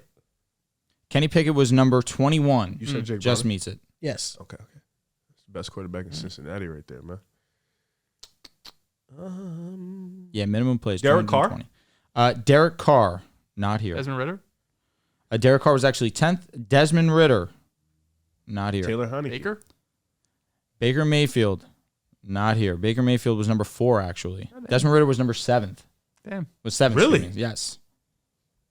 So you guys have Joe Burrow, you have Mahomes, you have Wilson, you said Mac Jones, Yes. you said Kyler Murray, Geno Smith, Kenny Pickett. How many do we have left? So you have number 27 remaining, number 24, and number 23. Well, who haven't we named? Stroud can't be Stroud. Stroud's not here. Um, Stroud was actually number Bryce. 1. Yeah, I was going to say he was definitely towards the top. Well, we know it's not Brock Purdy. We know it's not. It's not Tua. Josh Allen. I'm just gonna go out and say it. Matthew Stafford. Matthew Are Stafford. these Nope. backups Had a or feeling. guys that replace injured dudes? Zach Wilson. So all of these guys are starters this season. One of them did get injured. Gardner Minshew. No. Gardner Minshew just missed it, was 19. Kirk Cousins. Kirk Cousins, number 24. So these other guys are backups? No, They're all starters. they're both starters. One better than the other, significantly. Dak Prescott. No. Dak Prescott was number Sean? 14. No, not Deshaun. Sam Howell. Sam Howell, yes. That is Really? number 23. I Yes. feel like he was throwing that shit. So did I. 758 plays. 758. Seven plays, but air yards 7.2. Okay. And the last one, number 27, Oh, we didn't get him. He's a AFC starter. or NFC? NFC. He starts. Daniel Like, Jones. Nope. Didn't meet Tyrod the requirement. Taylor. Nope. He said significantly better than the other. Significantly. You mean this guy's better than Sam Howell or Sam Howell's better than him? No. I don't think. guy's better. I would hope not. The other This way. guy's better than Sam Jordan Howell. Love? No. Jordan Love was really high on this list. He was 6th. I Jared feel like we Goff. said every team. It is Jared Goff. Oh, okay. The Goff guy. So the list from 21 to number 30, Kenny Pickett, Geno Smith, Sam Howell, Kirk Cousins, Kyler Murray, Mac Jones, Jared Goff, Russell Wilson, Patrick Mahomes second to last, and then in last, Joe Burrow. So now, Riff, you asked Dehls or you asked the table what the difference between Paolo and Cade is. I'm assuming you asked that question because you don't think there's much of a difference. So elaborate on why you don't think it's a difference. No, I asked that because I was watching Orlando and Detroit fans go at it, and they were talking about Paolo and Cade, basically people were bashing Cade because his team has 8 wins. So I was just, I've been watching both of them play, and I was just curious why people thought it was an insane gap between both because I don't think it's a big gap. You think Cade Cunningham is just as good as Paolo Moncaro? I think you can argue it. I don't think just as good.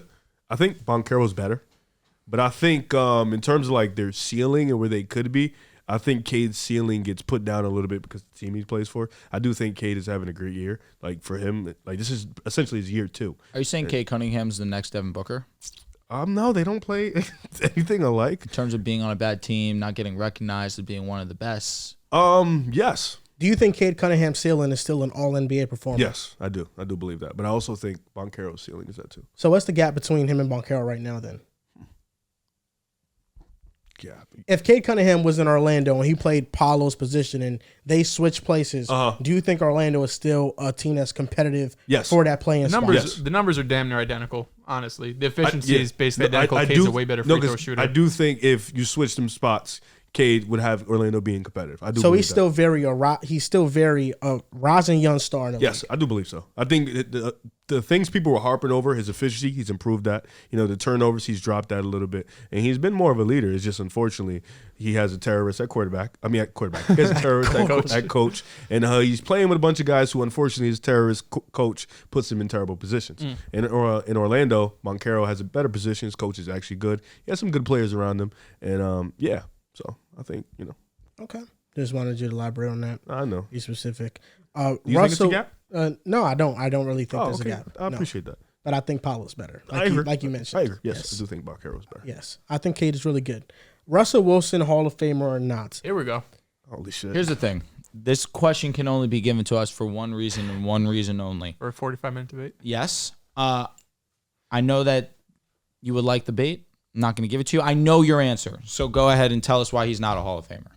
I actually think Russell Wilson is a Hall of Famer. So then what's the point of this question? Because I think it's I feel like we do this like 5 times a year. I think Russell Wilson is a Hall of Famer, but he's not a shoo-in Hall of Famer. He's not first ballot. He's not first ballot, and I think that there are quarterbacks that are more of a Hall of Famer than him. This is where the conversation starts. Can I ask you a question? If he were to have retired before coming to Denver, just flat out retired, would this be a question?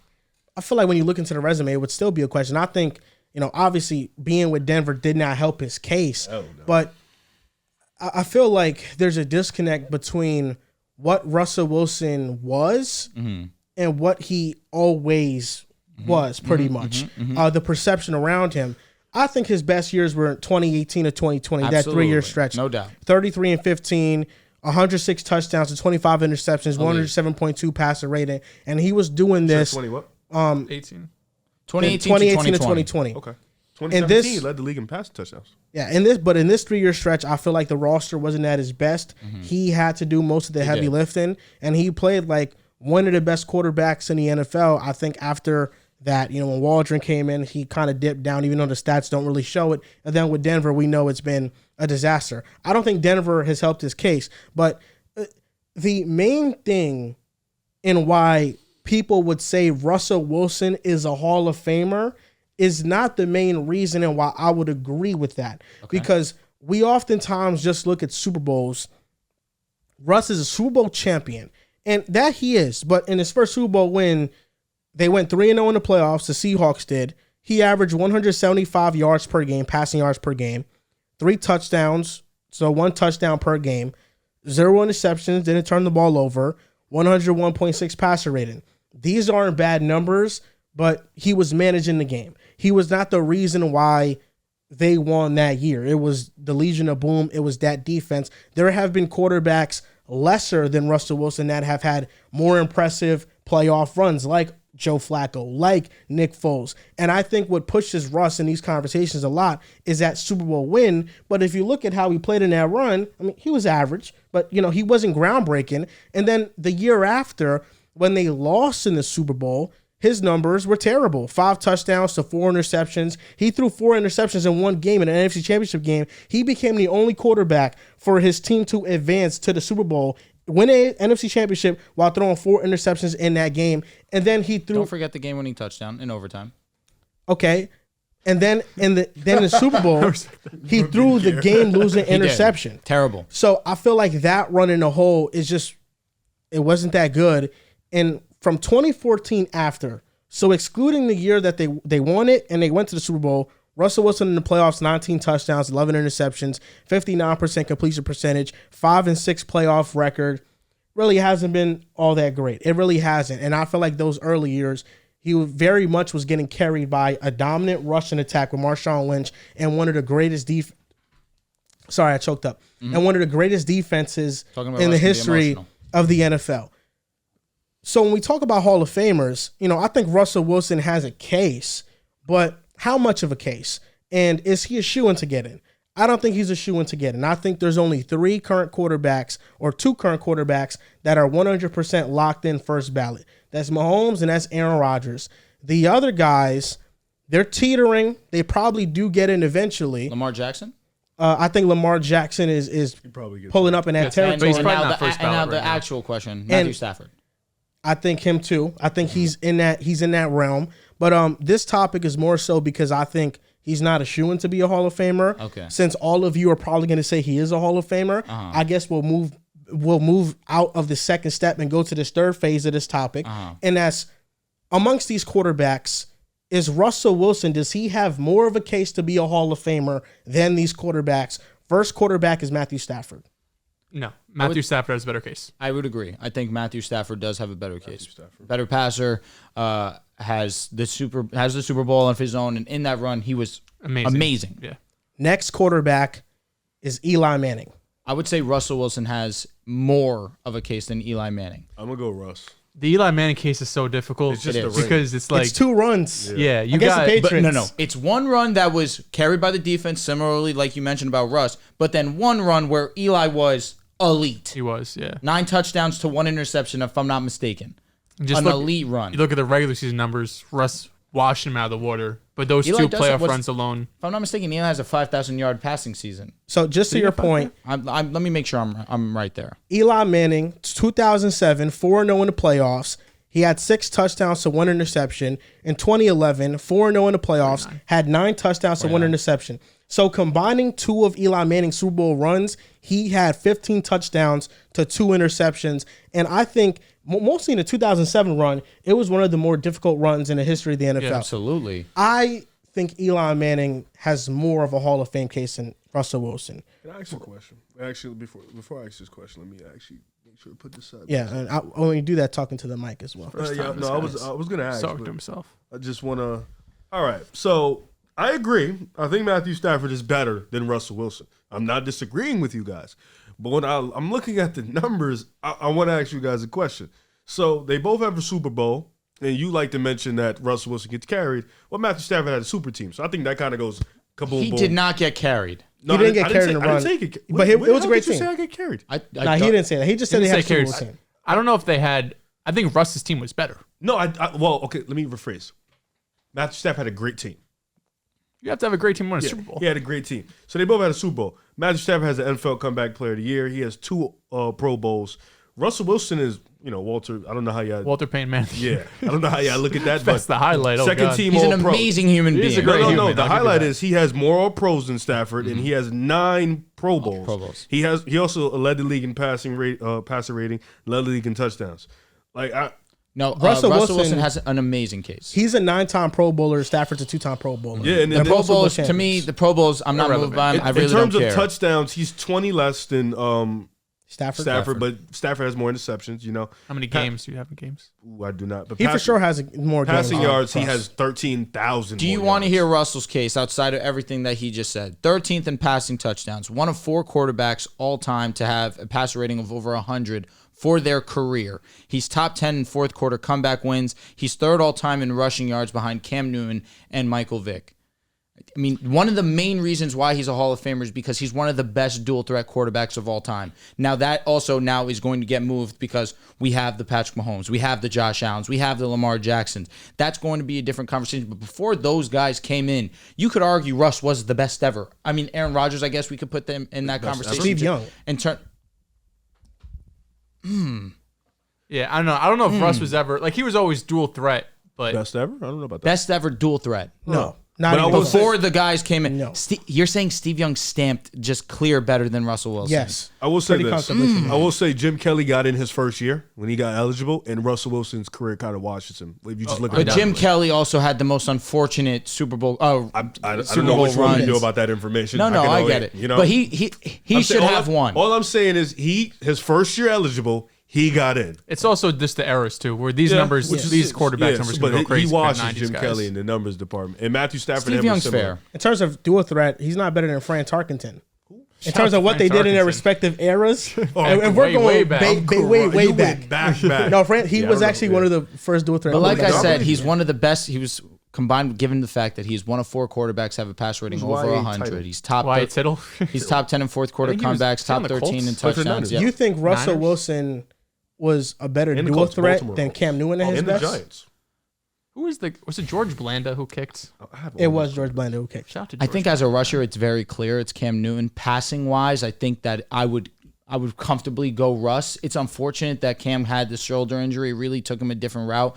But I think that at their best, the best passer of the two was clear Russell Wilson. Did y'all hear what I said? I asked them at their best who was a better dual threat, Cam Newton or Russell Wilson? What did he say? Yeah, I He mean, said yeah, Russell Wilson. Russ is definitely a better passer. It's not even close. Yeah. No, but who's a better dual threat? Like, who's just better player? I think altogether? Russ can give you both at an efficient rate. That's I why don't think Cam is giving you elite rushing, pretty mediocre passing. Russ is giving peak's you just okay. really good passing plus pretty damn good rushing. Cam's peak was 50 touchdowns in a season, if I'm not mistaken. I think I would 35. say Cam's peak over Did you guys Russell know Wilson. Cam Newton wasn't the first Cam Newton in the NFL? Who's the other guy? Just learned this. There was a guy in 2005, With Cam DB Newton, Cam Newton. I feel for him because I feel like even though he wasn't the most polished passer, he didn't have much weapons to throw out there. either. Didn't. You know, Greg Olsen was steady at the tight end spot, but then Steve you know Smith we're talking for a about year, Ted too. Ginn Jr. Would you We're say not that talking Russ about big had guys. help? I think Doug Baldwin is one of the more yeah. underrated receivers in the history of the league. But I also think that Russ, in terms of getting outside the pocket, also in due part to Doug Baldwin said- being And he great had in his Tyler own Lockett. right. You too. said Doug Baldwin? Yeah, but Tyler Lockett Yeah. kind Give me a of stat watch. Give me a second. Doug Baldwin's a dog. Tyler Lockett wasn't supposed to be this great, and that's also But he a testament was. to how great Tyler Lockett and his work ethic is. But it was a great partnership between the solid. two. He was a speedy guy. Russ obviously could hit him outside the numbers and hit him One deep. year he had They had Jermaine 14 Curse too. TDs. Curse was solid. Curse was okay. He was just a third option. He was I mean, all right, if he's yeah. just third option. I They feel like traded that's for fine. Jimmy Graham, and Jimmy Graham ended up being Baldwin retired extremely early. disappointing. Retired at 30. Honestly, that trade you could look at like the changing of guard, where they Yeah. traded for Jimmy, lost Max Unger, and that honestly was like That was the an beginning of the end of their Yeah. offensive line. Their offensive line fell off a cliff after that. Russell Wilson, listen, accolades he has: 9-time Pro Bowler, 1-time Super Bowl champion. He's finished top 5 in Offensive Player of the Year 4 times. So there have been 4 times in his career where he was a top 5 offensive player. He's only been an All-Pro once, and that was second team. So I have these guys. So Russell Wilson versus Matthew Stafford. You said who? I lean Stafford. I'd have Stafford too. Stafford. Eli Manning. I would lean Russ. I lean Russ here. I'm going with Eli Manning for the Super Bowl runs. I 15 understand. touchdowns, 2 I interceptions. understand. You That's think fair. do you Against think, the but do you Patriots. think either one of them get in first ballot? No, Okay. no. Eli's eligible this year, I think, right? I don't think either. I think both of them are Or in first ballot. 2025. There's. I think I would lean Russ, but it's close. Ben Roethlisberger. Ben Roethlisberger. Big Ben. I'm going with Big Ben Ben. was nice. Dirty. man. One of the more underrated quarterbacks He all was time. nice. He was Like in terms of the big. grand scheme of things, he's one of the best quarterbacks ever. Matt Ryan. I would go Russ. I'm going Matt Ryan. And Shocked. I think that's a winning bias. No, I mean, it is. I don't Yeah. think it's that It's tough. crazy. It is. I That's think it is. Russ got the Super The Bowl. Super Bowl Matt Ryan's movement. got the MVP. He's probably got better regular season numbers too, if I were to guess. Definitely the winning bias. Russ definitely more efficient. Eli or Yeah. Matt? Eli or Matt? Yeah. I think Matt 100% better than Eli We're Manning. talking about Hall of Fame though. But The in Hall a- of Fame, in a- it's Eli, In 'cause a of the Hall of Super Fame, Bowls. it's Eli because the 2 Super Bowls. I think the 2 Super Bowls is what But remember, separates Matt Eli. choked one. Eli's going to get into the Hall of Fame. He most wasn't the definitely. only one that Yeah, choked, but yeah. that's gonna I be just his don't know if it's resume. first ballot. I don't agree fully with Matt Ryan choking because Matt Ryan in that run we had go. 0 interceptions. No, but I understand think what he you're had saying. But I think 8 it's gonna be on his resume. I understand that's on his resume, but in the playoffs, he was amazing. Yeah, he was. And he was not the reason why he had a hand in it for sure, but he converted on the 3rd down and then it got called back for holding. Mm-hmm. So, you know, those are just some ticky-tack plays that I feel like if Matt Ryan had won that, he's a first ballot Hall of Famer with his Undoubtedly. resume. Undoubtedly. So- MVP and a Super Bowl in the same Yeah, year. You're exactly. MVP in the Super Bowl, you're pretty much So first for ballot. me, it's Same hard. thing with Russ. If there's no interception in that last play against New England, he's first ballot. No, for sure. But for Hate me, that for him. I look at Matt Ryan and I look at what he did and had to do for that organization. I feel like it was more impactful for the Atlanta Falcons. That one's That's close. tough. That's tough. I mean, what Russ had to do post Legion of Boom though was pretty impressive. too. Yeah, he never got the Super Bowl, but he kept that team very, very relevant. They were He's in putting up playoff some games. numbers, They were some winning hefty 10+ ones. games. That's close. I understand why you would take that. Matt Ryan is great. I think he will be a Hall of Shout out to Famer, Matty though. Ice. Yeah. I think, man. I think I probably slightly lean Rush just because that's Super Bowl. Just having that, I think Super that Bowl one moves. Super Bowl moves, even though it was defensive oriented, you held them to 8 points. And they went back to back, too. They did yeah. go back to back. Unfortunate. Second time around. I wish he would have lost the first time, personally. I do feel the same. I think I slightly lean Russ, but Matt Ryan, he should be and will be a Hall of Famer. So it's Russ, Matt Ryan, Dehls. Who'd you go with? I went with Russ. You went with Russ. So the next one up is Phillip Rivers. I think Phillip Russ. Rivers. Phillip Rivers is more of a Hall of Famer. I think so. I think with just the stats overall. He's put up great numbers. Yeah. And honestly, You're not feeling that one, Dehls? It's just playoff success is limited extremely. I agree with you. I think so too. I think that Phillip Rivers really. There was one team that I looked at and think that they underachieved. I like Phillip Rivers, man. And that would be the year that they lost to the Jets. He played against in a conference with Tom Brady, Peyton Manning, Big Ben, all in their primes. And they never had any overwhelming team, really. Outside of that one season where 13-3? they went 13. I think it was the 14-2 year that they lost to the Jets. Correct. Yeah. The year that they lost to the Jets, where Vincent Jackson had the ball, hit his foot, and then Darrell intercepted the ball. I look at that year and think, hey, that's one I know they want back. But Phillip Rivers, he was a unbelievable passer. The counting stats are all there. I think that in the grand scheme of things, you look at Eli, you look at Ben as having better careers because they do have the Super Bowls. I think Ben's number one of the three for sure. But Phillip Rivers is like right in the middle of that didn't get to the title, but I was a great quarterback regardless. He was better consistently. Yes, more consistent than Eli for his career. To be fair, that year they went that super team year, I guess when they went 14-2. In the game, he had a 43% completion rate. He had 230 TDs, and he had one interception. This is Phillip Rivers, one game. So he didn't really play that. And then the next year, they had 3 games in the playoffs. He had a 60% completion rate, but he had 4 TDs, 4 interceptions, 760 yards. I don't know where I saw this stat, but I saw this stat that Phillip Rivers in the playoffs, according to DVOA, he faced, I think, the top 5 toughest defenses according to DVOA. That makes sense. So every time he got into the playoffs, he was facing some monster defenses. It's just tough when you don't have any times. playoff success, and it's not like you put up any. Like, he had really good years. Don't get me wrong, but it's like no 5,000-yard season. He had led league in touchdowns once. It's just tough when you don't have any playoff success, really, if you want to get down to things, and then regular season wise, you don't even have an MVP or really even came close. One year he was top 3. And I was top Russ 3, yeah. But like one year, then that's tough for me. Russ getting the Super Bowl, that pretty comfortably makes me. I'd go Russ personally. Last name is Lamar Jackson. I think Lamar Jackson, when it's all said and done, he will have a better right now. chance. Who has a better case? Ooh, right now. If their careers ended today and you had to pick one to go to Canton. I think Lamar has a better case. 2 MVPs, 1 unanimous. Yeah. It's just, I mean, it's the unanimous in football is crazy. Then he almost had another unanimous. Somebody voted for The Josh. big reason why Russell Wilson doesn't have a singular MVP vote or first place MVP vote is because Lamar Jackson was unanimous that year, and that was Russ's best season. And I don't think he was supposed to be unanimous that year, honestly. I thought Russ, with the comebacks that he had that year, he should have definitely. It was early in the been more season that it all happened, though. It Yeah. was like 11 games into the season. Russ legitimately was an MVP candidate. When you account for what Russell Wilson did in 2019 with the supporting cast and with the comeback wins that he had, I felt like, I was definitely somebody that year that was saying Russell Wilson, he should get MVP votes. And yeah, he should. He was more of an MVP to me that year for the Seahawks than Lamar was for the Ravens that year, in my opinion. I understand, but in the grand scheme of things, who was the most valuable player doing something that we never seen? Year, led the league in touchdown passes. Broke the record for rushing yards in a yeah. season. I get why he was unanimous. He did every single thing on a football field. And both choked in the first playoff game. They Well, I think did. one choked. I don't know about Russ. Now, let me see Russell Wilson's 2019 stats. I believe he I don't won know if a it's choked. singular game. He might have won a Or single that might have been the year that they lost to the Cowboys, if I'm not mistaken, or that might be 2018. So he did win a game. It was against the Eagles when Josh McCown had to play, I believe. And then they That lost to the DK Eagles. put him to bed. They lost to the Eagles in the second round, 23-28. Wait, no, they lost to the Packers. Packers, in the second round, 23-28. Russell Wilson that year in the playoffs, 2 touchdowns, 0 interceptions, 107 passer rating, 301 yards per game. That's pretty good. Yeah, it's pretty good. And that year in total, 11-5, 31 touchdowns to 5 interceptions, 4,100 yards, and he had 5 game-winning drives and 4 fourth-quarter comebacks. So 1/3 of the games he played, he had a game-winning drive or fourth-quarter comeback for the most part. 1/3, 1/4. That was an exceptional season. That was his best year. That's my quarterback. No longer he is the quarterback. We don't know that yet. We got 2 weeks till we find out. You don't even want him anymore. Who said that? You did. I didn't say that. Approximately 30 I minutes want him. ago.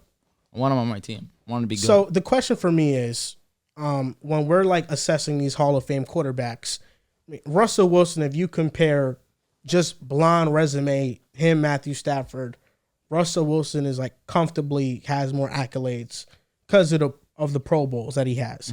And I do think 9 Pro Bowls, I think it's 9 or 8, to 2 Pro Bowls is a significant gap. But you would still take Stafford. Yeah, I would. Okay. I would. And you too, Dehls. You would still take Stafford. I would take Stafford. And it's the Super Bowl run that separates you. And also, he was on one of the worst franchises in sports. Obviously, while he was there, he definitely got a little bit of help. The year that they should have made their run, they had the notorious picking up of the flag against Dallas.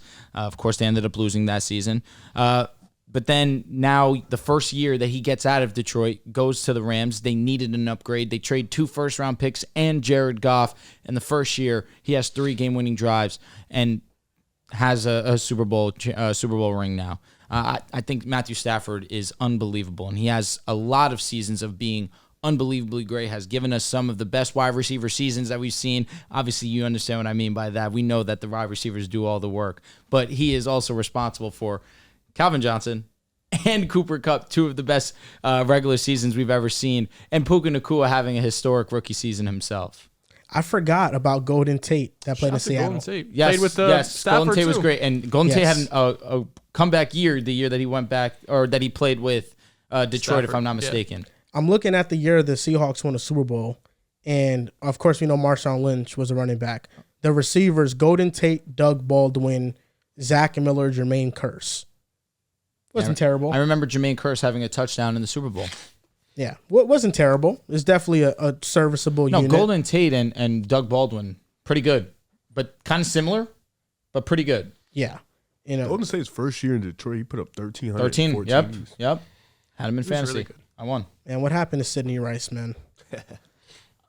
He got hurt. He had a great year with Minnesota and then just fell off. He went to Seattle. Yeah, I know. And I thought he was going to be good for them, and he just wasn't.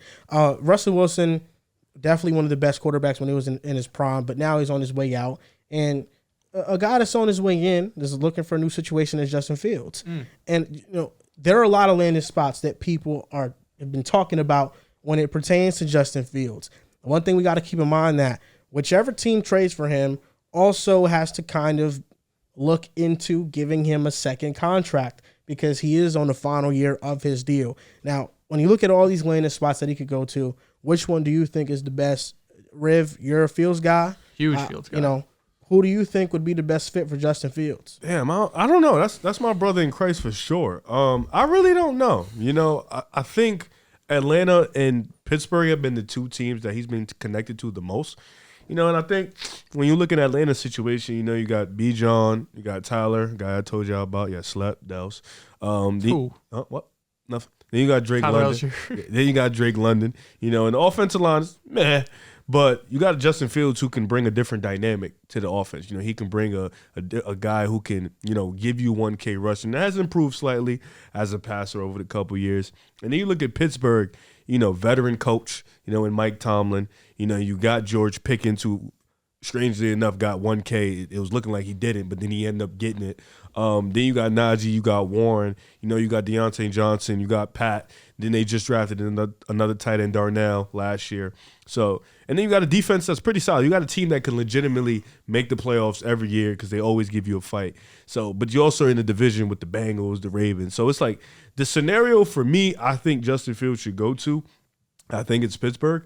I think because when you look at Pittsburgh, you look at Mike Tomlin as a coach. He's one of the best coaches in the league. He's a guy who's been here a long time. He's seen the game evolve and change. He's seen all different types of quarterbacks. So he has that different type of knowledge, that different type of information that other coaches just can't give you. And I know Atlanta's, they just took out Arthur Smith. That offense is young and flashy, and I understand that's a young team in the NFC that's looking to make something go. But I think in Pittsburgh, the culture they've built, the culture they've set. Justin Fields in Chicago, he was a leader. His teammates vouched for him, teammates loved him, and the way he goes about his business is all work, no play. So you go to Pittsburgh, you come into a foundation that wants to win. They have Mike Tomlin. You got a couple guys out there that could throw the ball, that you could throw the ball to, a solid team. I think for him, that would be the best because, remember, he didn't really have a rookie year. So he's essentially going in. He had last year. The team didn't put the best teams around him, but he also didn't have the best success with it himself. You know, last year he played solid. The year before he broke the rushing record, or he was on pace to do it. Yeah, so he was having a great rushing year, but as a passer, he's been very sporadic. So I think for me, just Pittsburgh would help his developmental process, because I still think he needs a bit more development, and I think it'll help his mindset a little bit more. But, you know, for me, I understand the allure to both teams, but I would prefer Pittsburgh. I understand where you're coming from, Riv. If I had to go number one of where I could see him having the most success, it would be Atlanta, where you have Bijan Robinson and Tyler Algier in the backfield, so you have some support there. Offensive line was, I think, better 2 seasons ago than it was last year, or this previous season, but I still think that it's a solid offensive line. If they wanted to address that in this draft, of course, they could do that, where I believe they're at pick 8. They could end up addressing that there. But I would probably bolster up that defense that is trending in the right direction. That defense really is a pretty solid unit. It's just, unfortunately, they didn't have the quarterback this past season. But Drake London, Kyle Pitts, they did just cut Jonnu Smith.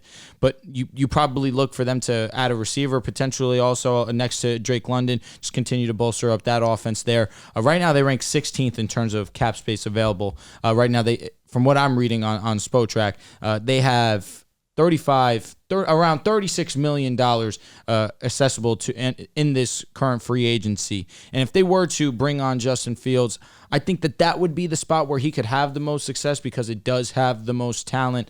But again, the team that I would like to see him go to would be the Washington Commanders. One, for obvious reasons. Sorry, guys. I know I try to keep bias out of this. I want to see the Broncos trade up to number 2, and I want us to get Drake May. But in a world where we can make this work out, you bring in Justin Fields. You don't have to give up a first-round pick to acquire him. That's what I'm going to go off the assumption of. You get a decent trade package from the Denver Broncos, where you could be getting potentially either 2 first-round picks. And before you continue, okay. Damn. Sorry, I really I legitimately want to ask you a question. Washington has pick 2. They do. If they trade for Fields, why would they trade if Marvin Harrison still sit right there? Interesting. I don't know if wide receiver is a desperate need for them. I don't think they would pass up on Marvin Harris. Terry and Dotson. I don't think it's a net. I don't think so either, but I think it'd be kind of wild to trade for Fields and pass up on May.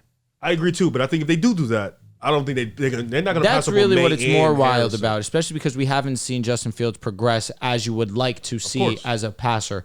But again, given the fact of you would be getting a plethora of assets from the Broncos, you'd be taking on lesser.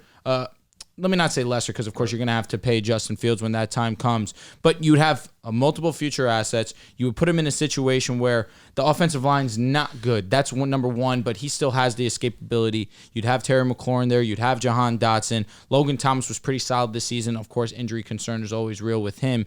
But I understand the realistic option would be Atlanta. I want to see Washington because I want to see Drake May over there in Denver. That's me being realistic. I think there's 2 different ways Fields could go about this, or whoever's trading for Fields. I think one is the teams we've been all talking about, where he could go and start right away. Oh, yeah. Steelers, Falcons, Commanders, in this kind of insane world that we live in, but teach their own. I'm going to live in it, happily. But I also think there's a world where in year 4, Justin Fields could kind of have a mini reset to his career, where he could go into a situation where maybe he doesn't have to start this season.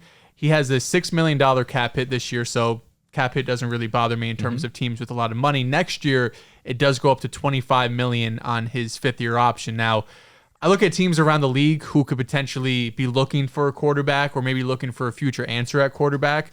I look at teams like the Giants. I look at teams like the Rams, the Patriots to a lesser of extent, because they don't really have financial commitment to a guy like Daniel Jones, for example. But there's a world where I think the best case scenario is for Justin Fields maybe not sit for the entire season, but maybe not have that pressure to come in and be looked at as a savior, because I already know if he goes to Atlanta, the talks about him getting paired up with Bijan, Drake London, Kyle Pitts, having Zach Robinson, Los Angeles Rams offensive mind come in. Listen, last offseason, I think Justin Fields was the most popular pick for MVP on sportsbooks. I don't know on total handle, but just individual bets placed, because he had some ridiculous odds, like plus 4,000 or something. So the hype around Fields is already real. And then he would go to a new organization who's been desperate for a quarterback, like a team like Atlanta. Yeah. I don't know if that's the best case scenario for him. If he's able to go to a place where he could sit for a few games, maybe even the season, and say, for example, a team like the Rams, where, listen, Fields, Stafford's dealt with some injuries in the past. If he gets hurt, you're the guy. If not, we think Stafford's got 1 year left. Here's a 2-year, $30 million contract, a 2-year, $40 million contract where you could set yourself up financially for the next couple of seasons. We could take a bit less of a cap hit this upcoming season. It'll be $25 million in 2025. What if we could lower that to 18 or 17 million? And we're going to give you a chance to be the starting quarterback next year. I think that's a legit opportunity for Justin Fields. The only thing is, whatever team does that is still going to have to give up a second or third round draft pick. Is that team going to be willing to give up that type of draft capital for a guy to not be the guaranteed starter for that season? So from a team aspect, it might be hard to swallow that. But from Justin Fields, in terms of the best path for his career development, that might be the best answer. Dehls, I think you laid out a pretty good plan. For sure. For his development, that is. Yeah. Because I think if I'm Justin Fields, the only thing you're thinking about at the professional level is, one, how to get in the right situation and play good football. And number two is how to get paid. Yep. And Justin Fields is not going to get paid sitting behind somebody watching them for an entire year. Justin Fields is going to get paid by going to a new situation, playing somewhat well, and getting an extension. I mean, we saw Daniel Jones throw 15 touchdown passes and get $40 million. He ran for 800 yards. Okay, 15 passing touchdowns. Can easily do Let's that. do that in sleep. Oh, he could do that. So we seen a guy like Justin Just had Fields. 26. If I'm Justin Fields, I'm like, man, all I got to throw is 15 passing touchdowns and he won rush a for playoff game. 800, Has he and won a I playoff get game? 40 mil. Tell me when a playoff game. You got it. He has not won a playoff game. He hasn't been to the playoffs. See, that's fair. Outperforming Kirk Cousins. But like you said, Daniel Jones won a playoff game. So if I'm Justin Fields, I'm like, you know what? From Jewish standards, I got to win a playoff game. I got to get to the And throw 15 for over passing 300 yards in that game. And but multiple touchdowns. Number one, I got to get And to the rush for 15. almost 100 yards. I got to get to the 15 passing touchdown mark for the season. I don't know what Justin Fields has had the last 2 years. Let me look at his stats real quick. I'm on his website right now. He's had 7 his rookie year, 17 his second year, 16 his third year, and he hasn't even played all games in those respective seasons. So, Justin Fields already has one of those Sounds like boxes Daniel Jones, checked unfortunately. off. Yeah, he already has one of the boxes checked off. In terms of not being healthy. So what place can Fields go to that gives him the best chance to succeed at a high level? I think it's Atlanta. He's from Atlanta. He's a hometown kid. He's from there. He joked about going to Atlanta and having his phone jumping. It wouldn't be the best thing because he's from there and he would get asked a lot for tickets. But they have Bijan Robinson. They have Drake London. They have Kyle Pitts. They have great weapons. They have the 18th ranked defense, even though I think the number doesn't speak to how great they were because they were top 10 in pass and rush success rate, and they were top 10 against the pass. They have $32 million in cap space. They have the 8th overall pick, and you're in a division where Tampa Bay is a huge question mark. We don't know what Tampa Bay is going to do. If they re-sign Baker and Mike Evans and Antoine Winfield and they bring everybody back and Levante David, it's a good team, but it's still a division you can win. Carolina, are we expecting a big leap? Yeah. Are we expecting a big leap from Carolina? No. I'm not sure. They still need a lot of talent on the offensive side of the football. And the Saints are just a middling team. They restructured Derek Carr's contract, which now guarantees him as a starter next year. That just goes to show you how backed up they are in their cap that they have to kind of promise Carr a starting spot just to get cap reliant. They already have negative $50 million in cap for 2025. Yeah, like they're, the Saints have been pushing back a rebuild for years. At this point, it's just a negative thing for them, just sticking with this middling team. But the Falcons, if they get Fields, they get some stability at quarterback. If Raheem Morris and Zach Robinson and the staff don't like the quarterback options they have, which likely you're going to have, Caleb and May are gone. So it's between Jaden Daniels, and that's a question mark if he's going to make it there.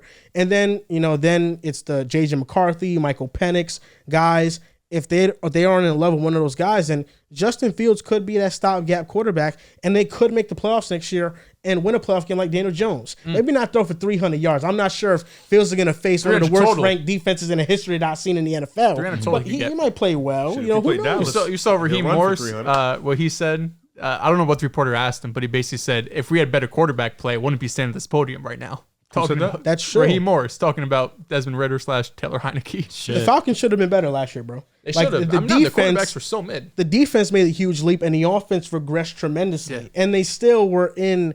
They were in distance of the NFC South, so I think Fields has the best chance to win in Atlanta. And I love your plan because he can develop and he can become better as a quarterback. But I'm kind of thinking of it as from the standpoint of, he wants to get paid, and that contract is up. And this next year, whichever team he plays for, is, a big year for him financially. It's because we saw Jordan Love this past offseason take that like mini extension to avoid the fifth-year option. It's like if Fields goes to a situation like that where he takes a bit less than what his fifth-year option could have been, you save some money for the team, but you're also guarantee yourself Atlanta that money. does that if they do trade for him? Honestly, probably not, because they have to decide on the fifth-year option. But if you could just pay him this year, unless it's like a super reasonable contract, feels like, listen, I'm willing to take $18 million. It's like, okay, but I don't know if you'd bet on that. Yeah. We have top free agents at the skill positions this offseason. Let me ask you a question. Were we supposed to do top 5 at each wide receiver and running back or combine? Each. Did you do each? I combined. Oh, okay. I did each. Just letting it be known. So I saw plus, so I thought it was putting them together. Let's just point that out. I did each. Okay. All right, did you well do done. each, He Dehls? Yeah. Oh, well, I'm I'm a smart guy. I did each. Yeah. All right. So, What did it said wide receivers plus running backs. He's an idiot. That's why I combined the two. So listen, Joe, I think you will Could've have texted more and said, "What do you receivers mean?" on that list than running backs, I'm assuming. I do have more receivers, but I do have running backs here. Okay, cool. Well, we'll give you some time to figure that out. Oh, you want me to cook up? Okay. Free agent wide receiver running backs ranking the top 5 running back and the top 5 of wide receiver. Now, there are some guys here that got tagged, notably one, N.T. Higgins, but he is still available because maybe this is a sign of, whoever wants to go and trade for him. It's not on mine. He's not on yours? Because he got tagged, I took him off. Yeah, that's a good thing. If he was I kept him available, on, but he I would've could been easily take him number one. off. Yeah, so I don't know about that. he wouldn't be Higgins? number one, T. Higgins. I would have had him He would at be 2. one. He's one of the youngest, and I have Mike Evans. So you at think 1. T. Higgins is more of a free agent, like more of, I guess, how many years? somebody you want to sign than Mike Evans? How many years is Mike Evans going to want in his I contract? thought we were just doing who's better. That's what I was taking it into account. Oh, that makes sense. I would still rather give it to Mike Evans though than T. I mean, Mike Evans on a 2-year If Mike deal? Evans at the age of 31 is like, I want 4 years, 120 mil. No. No way. 2 Yeah, years. I don't know. That's could talk. tough. Right? That's what I'm wondering. But T. Higgins doesn't got a perfect track record right now either. T. Higgins, he's just coming off a bad year. I don't even think he has much. I don't think T. Higgins has a better case to get paid than Michael Pittman Jr. okay, I understand where you're coming from, but Michael Pittman's the only guy on this team. Josh Downs Shouldn't that was help T. Higgins? awesome. Okay, let's be. I'm not. Wait, but shouldn't that help disrespecting T. Josh. Higgins? It does, but again, like Joel has said, when Jamar Chase was out, T. Higgins stepped up to the plate, and they were more than capable offense. Yeah, no doubt. That was in 2022. About last year. This past season, He missed, he had 600 yards. and he missed multiple games. But when he was on the wasn't field, good he when he didn't was look there. elite I understand. or great. He had like 2 games where he looked really good. I have a quick question. Is Gus Edwards on your top 5 running back list? Is that why you were talking shit before? Oh, he's honorable mention. Oh, shit. Okay, so free agent wide receivers, ranking the top free agent wide receivers available. Number 5, who'd you have, Riv? For a wide receiver? Yes. I was torn between Gabe Davis and Josh Reynolds, honest to God. But you know what? I'm going to go ahead and say Josh Reynolds. I trust his game more. So I got Josh Reynolds at 5. Who do you have at 5, Dehls? So 5 was a tough one. I think the top 4 are pretty easy because I had T. Higgins off of mine. I think he's going to be a Cincinnati Bengal. I went through a few guys, but I think Darnell Mooney in the right situation could go back to his sophomore year when he had over 1,000 yards. He's dealt with some injuries. He was, like 14% drop rate. He's going to fix that. His sophomore year was really good, over 1,000 yards and a pretty bad offense, pretty bad quarterback play. He's dealt with some injuries. He's dealt with an offense that didn't pass the ball a ton. Now, to be fair, they got DJ Moore this past year, and DJ Moore put up insane numbers. And unfortunately, Darnell Mooney kind of fell off. But this is more of a projection for 2024, what I think this 5th guy on this list could do. Because I was looking at like Odell and Michael Thomas and these type of dudes. But I think Darnell Mooney still's got some good years to come. Number 5, I'm going to have Hollywood Brown. Oh, I had him higher. That's low. I think Hollywood Brown, he's a burner. He was having a good season until he got injured with Kyler Murray.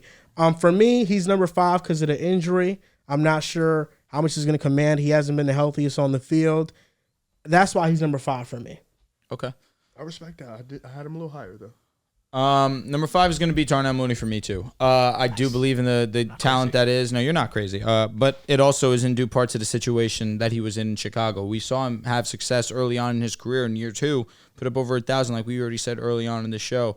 I also do think that it's been to one, of course, getting injured, and then opportunity. I think he's going to go to another team. I think the situation got worse from the year prior because he had 1,000.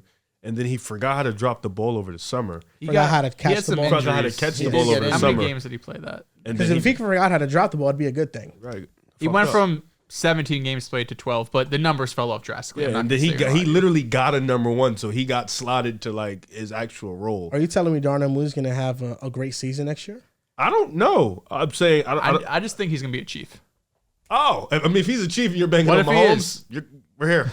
You know, I get it. I think they need to go a little bit dumpster diving at the receiver position. They can't go So who do pay you have crazy. at 4, buddy? Number 4 do for four? me. Well, you can do 4. Yeah, because that's what you asked me or Dehls. I'm asking both of you because you Okay. have Marquise at 5. Hollywood Brown at number 5. Marquise. Marquise. Yes. So I just know him as Hollywood. Oh, I also have him just listed as no, I get it. Nothing wrong with that. So yeah, who do you have at 4? Number 4 is Tyler Boyd. And I We're think, here. I think people forgot about Tyler Boyd and how great a receiver he is. Calvin Ridley's not in your top 5? Yeah, he is. Of course he is. Oh. In 2018 and 2019, Tyler Boyd had 1,000 yards. 2020, T. Higgins comes in. The next year, Jamar Chase comes in. And then he's playing third fiddle to Jamar and to T. Higgins. Tyler Boyd, I think, is a kind of mid-tier number 2 receiver. Great. Best wide receiver 3 in the NFL. And I think Tyler Boyd, I could count on him to be on the field more than Hollywood Brown. And he's a better route runner. I think he's better at winning underneath than him. So I would have him at 4 for me. I'm going to just piggyback because I also had Tyler Boyd at 4. I think he, like you mentioned, as a number 3, he's elite. Like he is one of those guys where if he's your number 3 receiver, then you're doing a shit ton of things right for your offense. As a low end 2, he's cool, but you want him at that 3 spot, but I got him at 4 too. At 4, this is where I had Calvin Ridley. he's I think the potential is still there for him. He had a pretty up and down season in his first year back in Jacksonville, but I think with more reps, with more time, he'll get better. And he's still relatively young, right? He's 28 years old, I want to say. Yeah. So I think he's got some better years ahead. I swear I didn't put him on my list. I'm gonna go for Calvin Ridley as well. Right now, Joel, we're seeing. Do you have Hollywood at 3? Do you have Mike Evans at 2? You're fucking joking. I know. They're the same dude. They think the same. I'll tell you what, then I'll go honorable mention. I think Curtis Samuel is definitely one that's honorable mention. He could definitely slide into that 5 spot. But other than that, I think Calvin Ridley, for what he showed you in the first year back, was a little bit underwhelming. There was moments where he did break out and have a great game. The one that comes to mind, more importantly, would be the one against the Bills overseas, where he had that big-time catch that kind of shut the game down. But he had multiple moments where he was just a foot away from getting into the end zone and adding another touchdown to his resume. Did struggle a little bit with drops, but I feel like year 2, you got a full season underneath your belt. You're back in the swing of things. I do anticipate that it'd be... I do anticipate he'll go back to Jacksonville, given the fact they did trade some picks for him. You have to give up a second if they re-sign him. That is a good point. I don't think it goes back to Jacksonville. Goodbye. I think it's over. I think that you're kind of forced to. Are you? Because what are you gonna? Who are you throwing to if you're Trevor? I mean, you were trying to throw to him and it wasn't working. But I don't think that it Well, wasn't. it did work. He had 1,000 yards. Yeah. So granted, It's not like it was was a tough ass 1,000 yeah, yards. but he definitely in like a third of his games had great games. If you're Jacksonville, You think a though, yeah, You think so? are you only not signing him because of the second?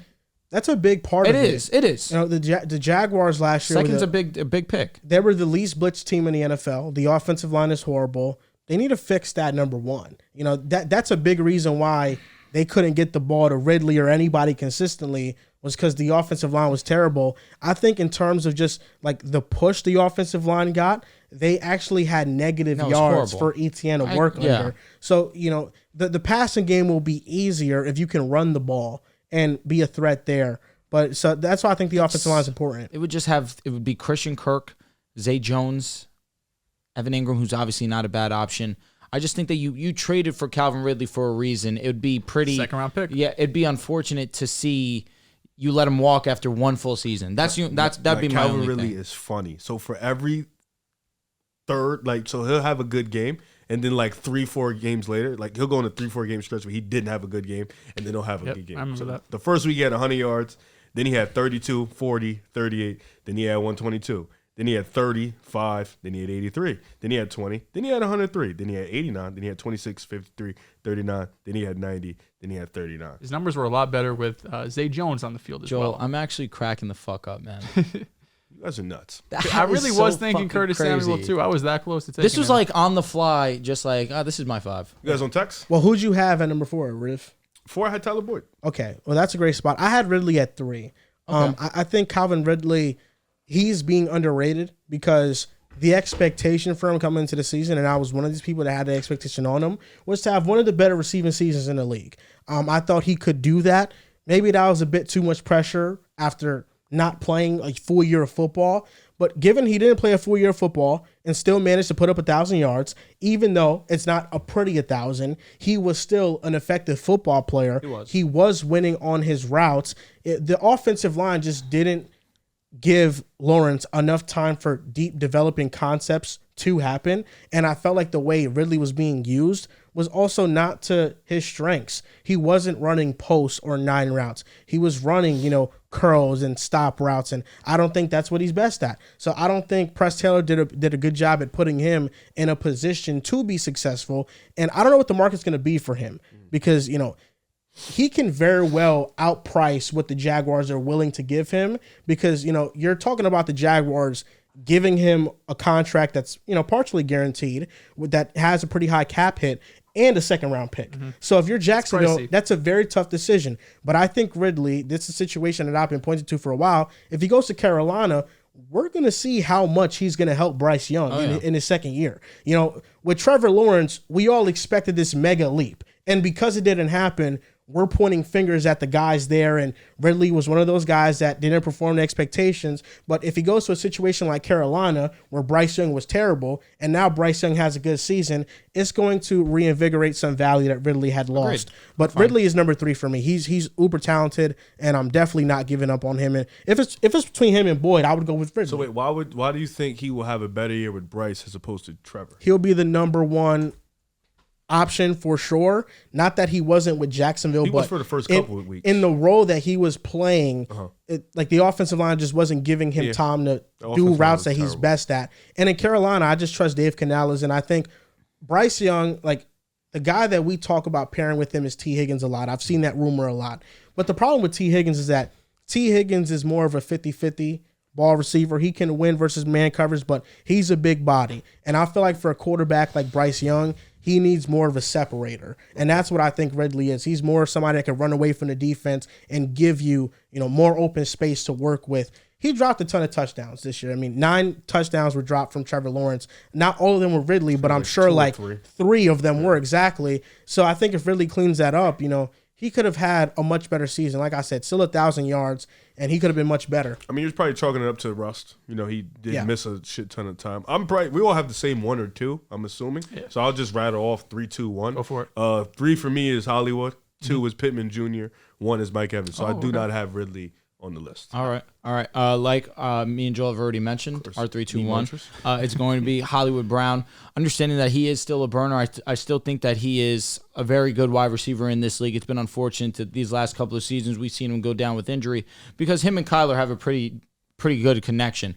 So I am interested to see where Hollywood Brown does go. If he goes to a team that does have a gunslinger, we can see him used in that regard too. So I still believe in the skill set of Hollywood Brown. Number 2, Mike Evans, solely for the age. I understand he's the most talented receiver easily here. But the age of 31, depending on he says he wants a long-term contract. Depending on that number, given the fact that we are talking about a first ballot Hall of Famer, and Mike, yes, go ahead, interrupt me, Riv. No, I wasn't going to say nothing. Well, now I have to because you said that, but I wasn't. Ridley's actually 29. He'll be 30 this year. That's why I felt nervous coming into the season. Yeah. He was an old rookie. He came in at 24, I think. 23, 24. So if Mike Evans does want to demand $25 to $30 million, depending on how long that contract is, that's kind of what I'm expecting. That's why I have a number 2 here, and number 1 would be Michael Pittman. Put himself in that conversation of being a top 20 wide receiver, pretty stamped firmly. And you probably argue he's a little bit higher than that this season, especially playing with a backup quarterback in Gardner Minshew. He put up his best year yet, and I anticipate with Anthony Richardson the following year, I'm expecting Michael Pittman to return back to the Indianapolis Colts, that they could have a special connection between the two of them. But given his age, he is 26 years old. He still has some of the best football ahead of him. I would put Michael Pittman number 1. Yeah, we had the same top 3. I think Hollywood 2 years ago with healthy Kyler, he was on pace for 1,400 yards. Kyler goes down, and then Hollywood is in the same type of production. This season, it was kind of weird. Kyler comes back, and Hollywood got worse. He wasn't fantastic by any means when it was Josh Dobbs or whoever else they had there before Kyler got there. But the second half of the season, he was banged up. He missed some games down the stretch, and it's been unfortunate because these last 2 seasons, it was either Kyler got hurt, Hollywood got hurt, but really when they were both healthy, that first half of the 2022 season, Hollywood was pretty comfortably a top 15 receiver production-wise, top 10 receiver production-wise.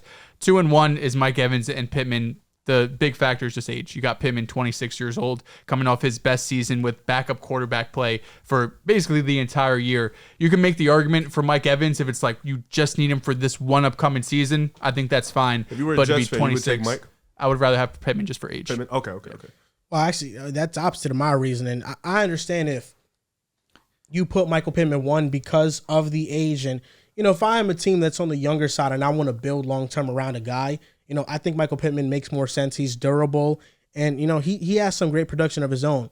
But Mike Evans is a true elite wide receiver. Absolutely. Michael Pittman is a great receiver. He's not Mike Evans. Mike Evans is truly elite.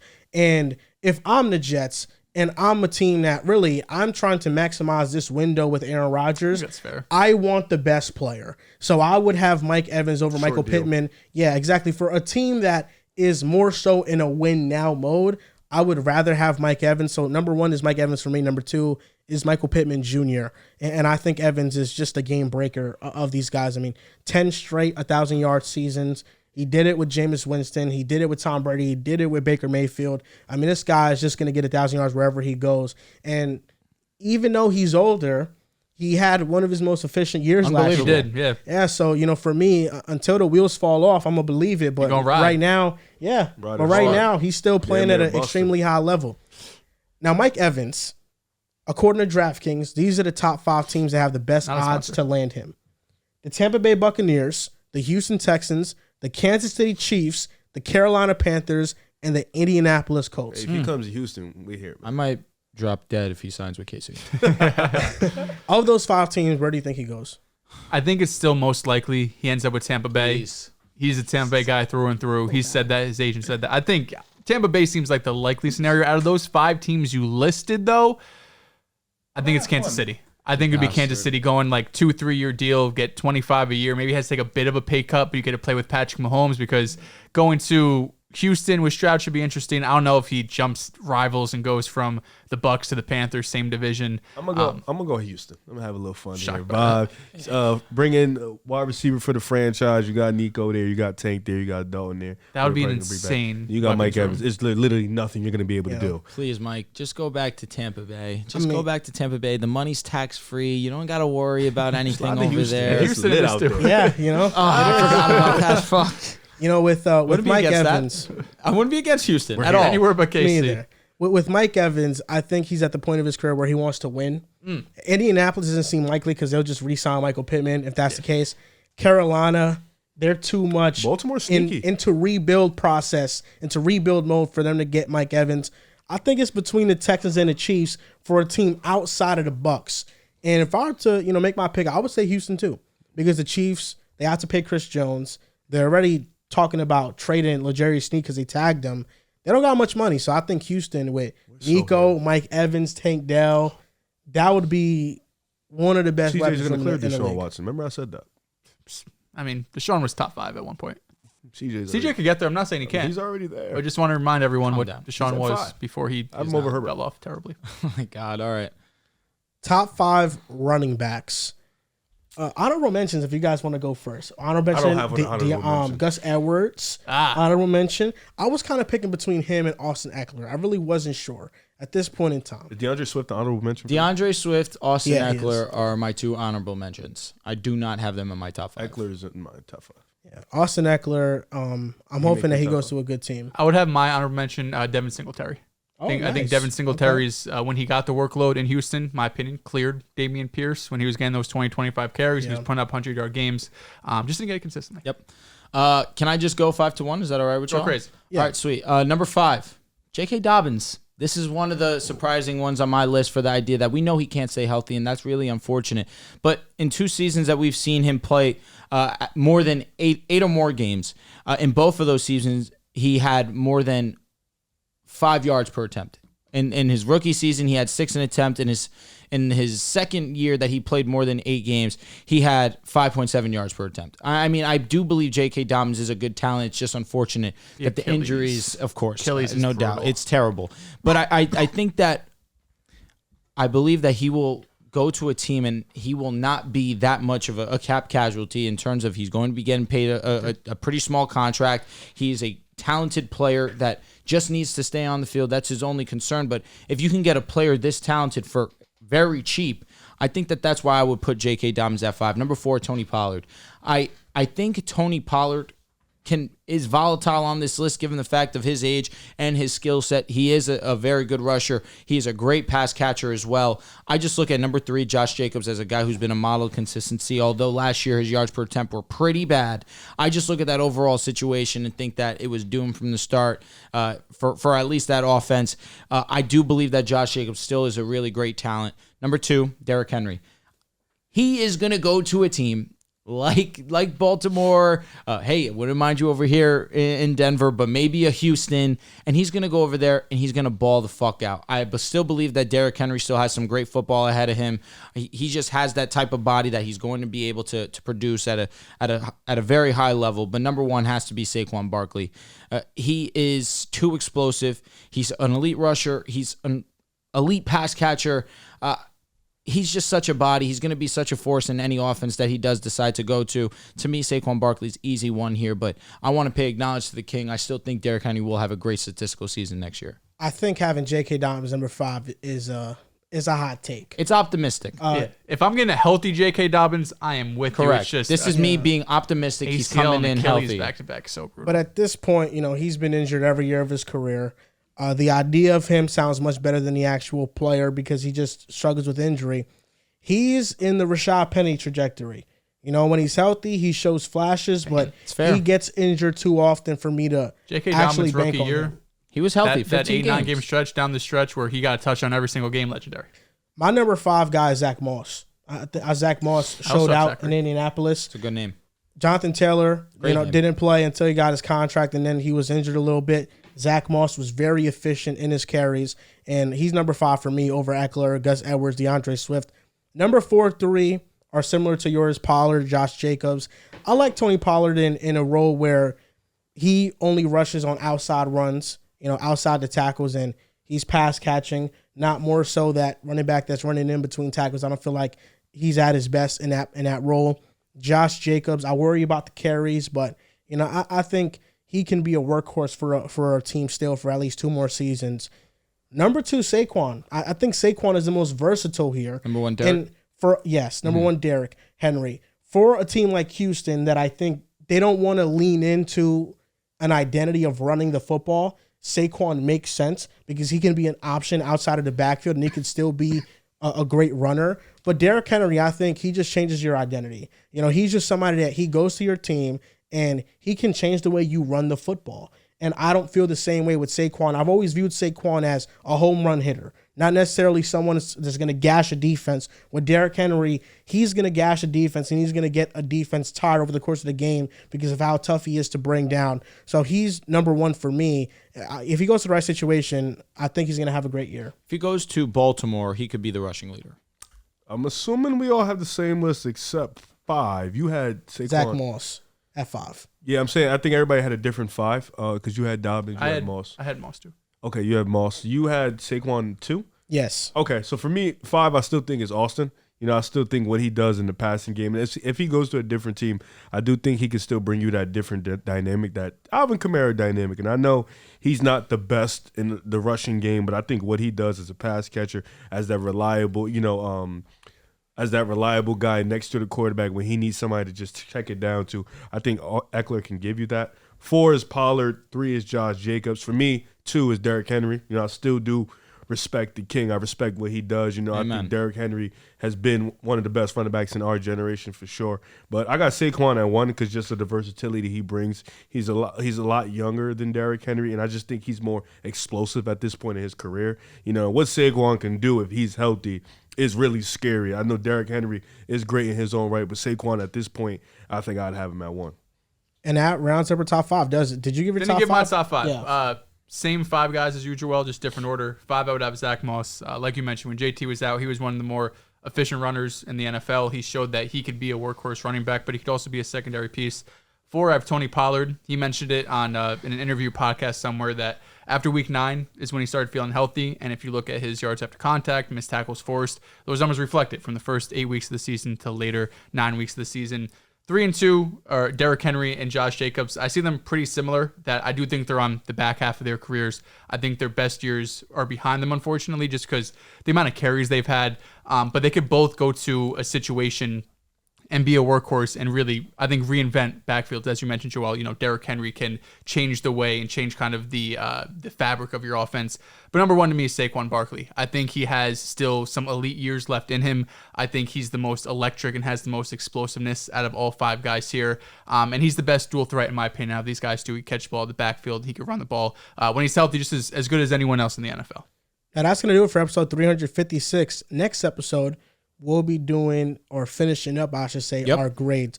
We got the Clippers, Lakers, Timberwolves, Pelicans, Thunder, Suns, Bucks, Knicks, Magic, Pacers, and the Miami Heat. Some great teams. Yeah, a lot to talk like about. A good list of teams. Yeah. A lot Cavs might to lose talk again. about. They're down 7 to the Mavs, by the way. Oh, it's the gonna have Mavs. I'm not mad about that. Let's go, baby. 1 and 3 since the All-Star break. If they lose, that's unfortunate. Yeah, Donovan Mitchell's playing Luka, today. baby. He is. Good for him. It's a 4-point game. Come on. Done. It was just 7. I just, I find it funny that your agenda. You're No, funny. he's losing me. You're funny. You're a funny cat. What's his agenda? What's my agenda? He doesn't fuck with the Cavs He or the does Knicks. not for no reason. I fuck No, he with the fucks with Knicks. the. Oh, he I used know. to pump the Knicks and was like telling the Cavs, "Yo, beat some good teams." And I just found it funny when I saw that stat. They're 5 and 2 with OG. Well, Shout out Mikey. You know, Cavs the just Cavs hit have a been third. injured all year. To be fair, Huh? the Cavs have been injured all year. To be Shame fair. for We them. got a game to go to. Yep. So that's going to do it for this Come on, team episode of the captain. Pick a Side Podcast. You can follow us on Twitter at Pick a Side Pod, on TikTok and Instagram at Pick a Side Podcast. Thank you guys for watching, and we'll see you guys next time. 4-point game again.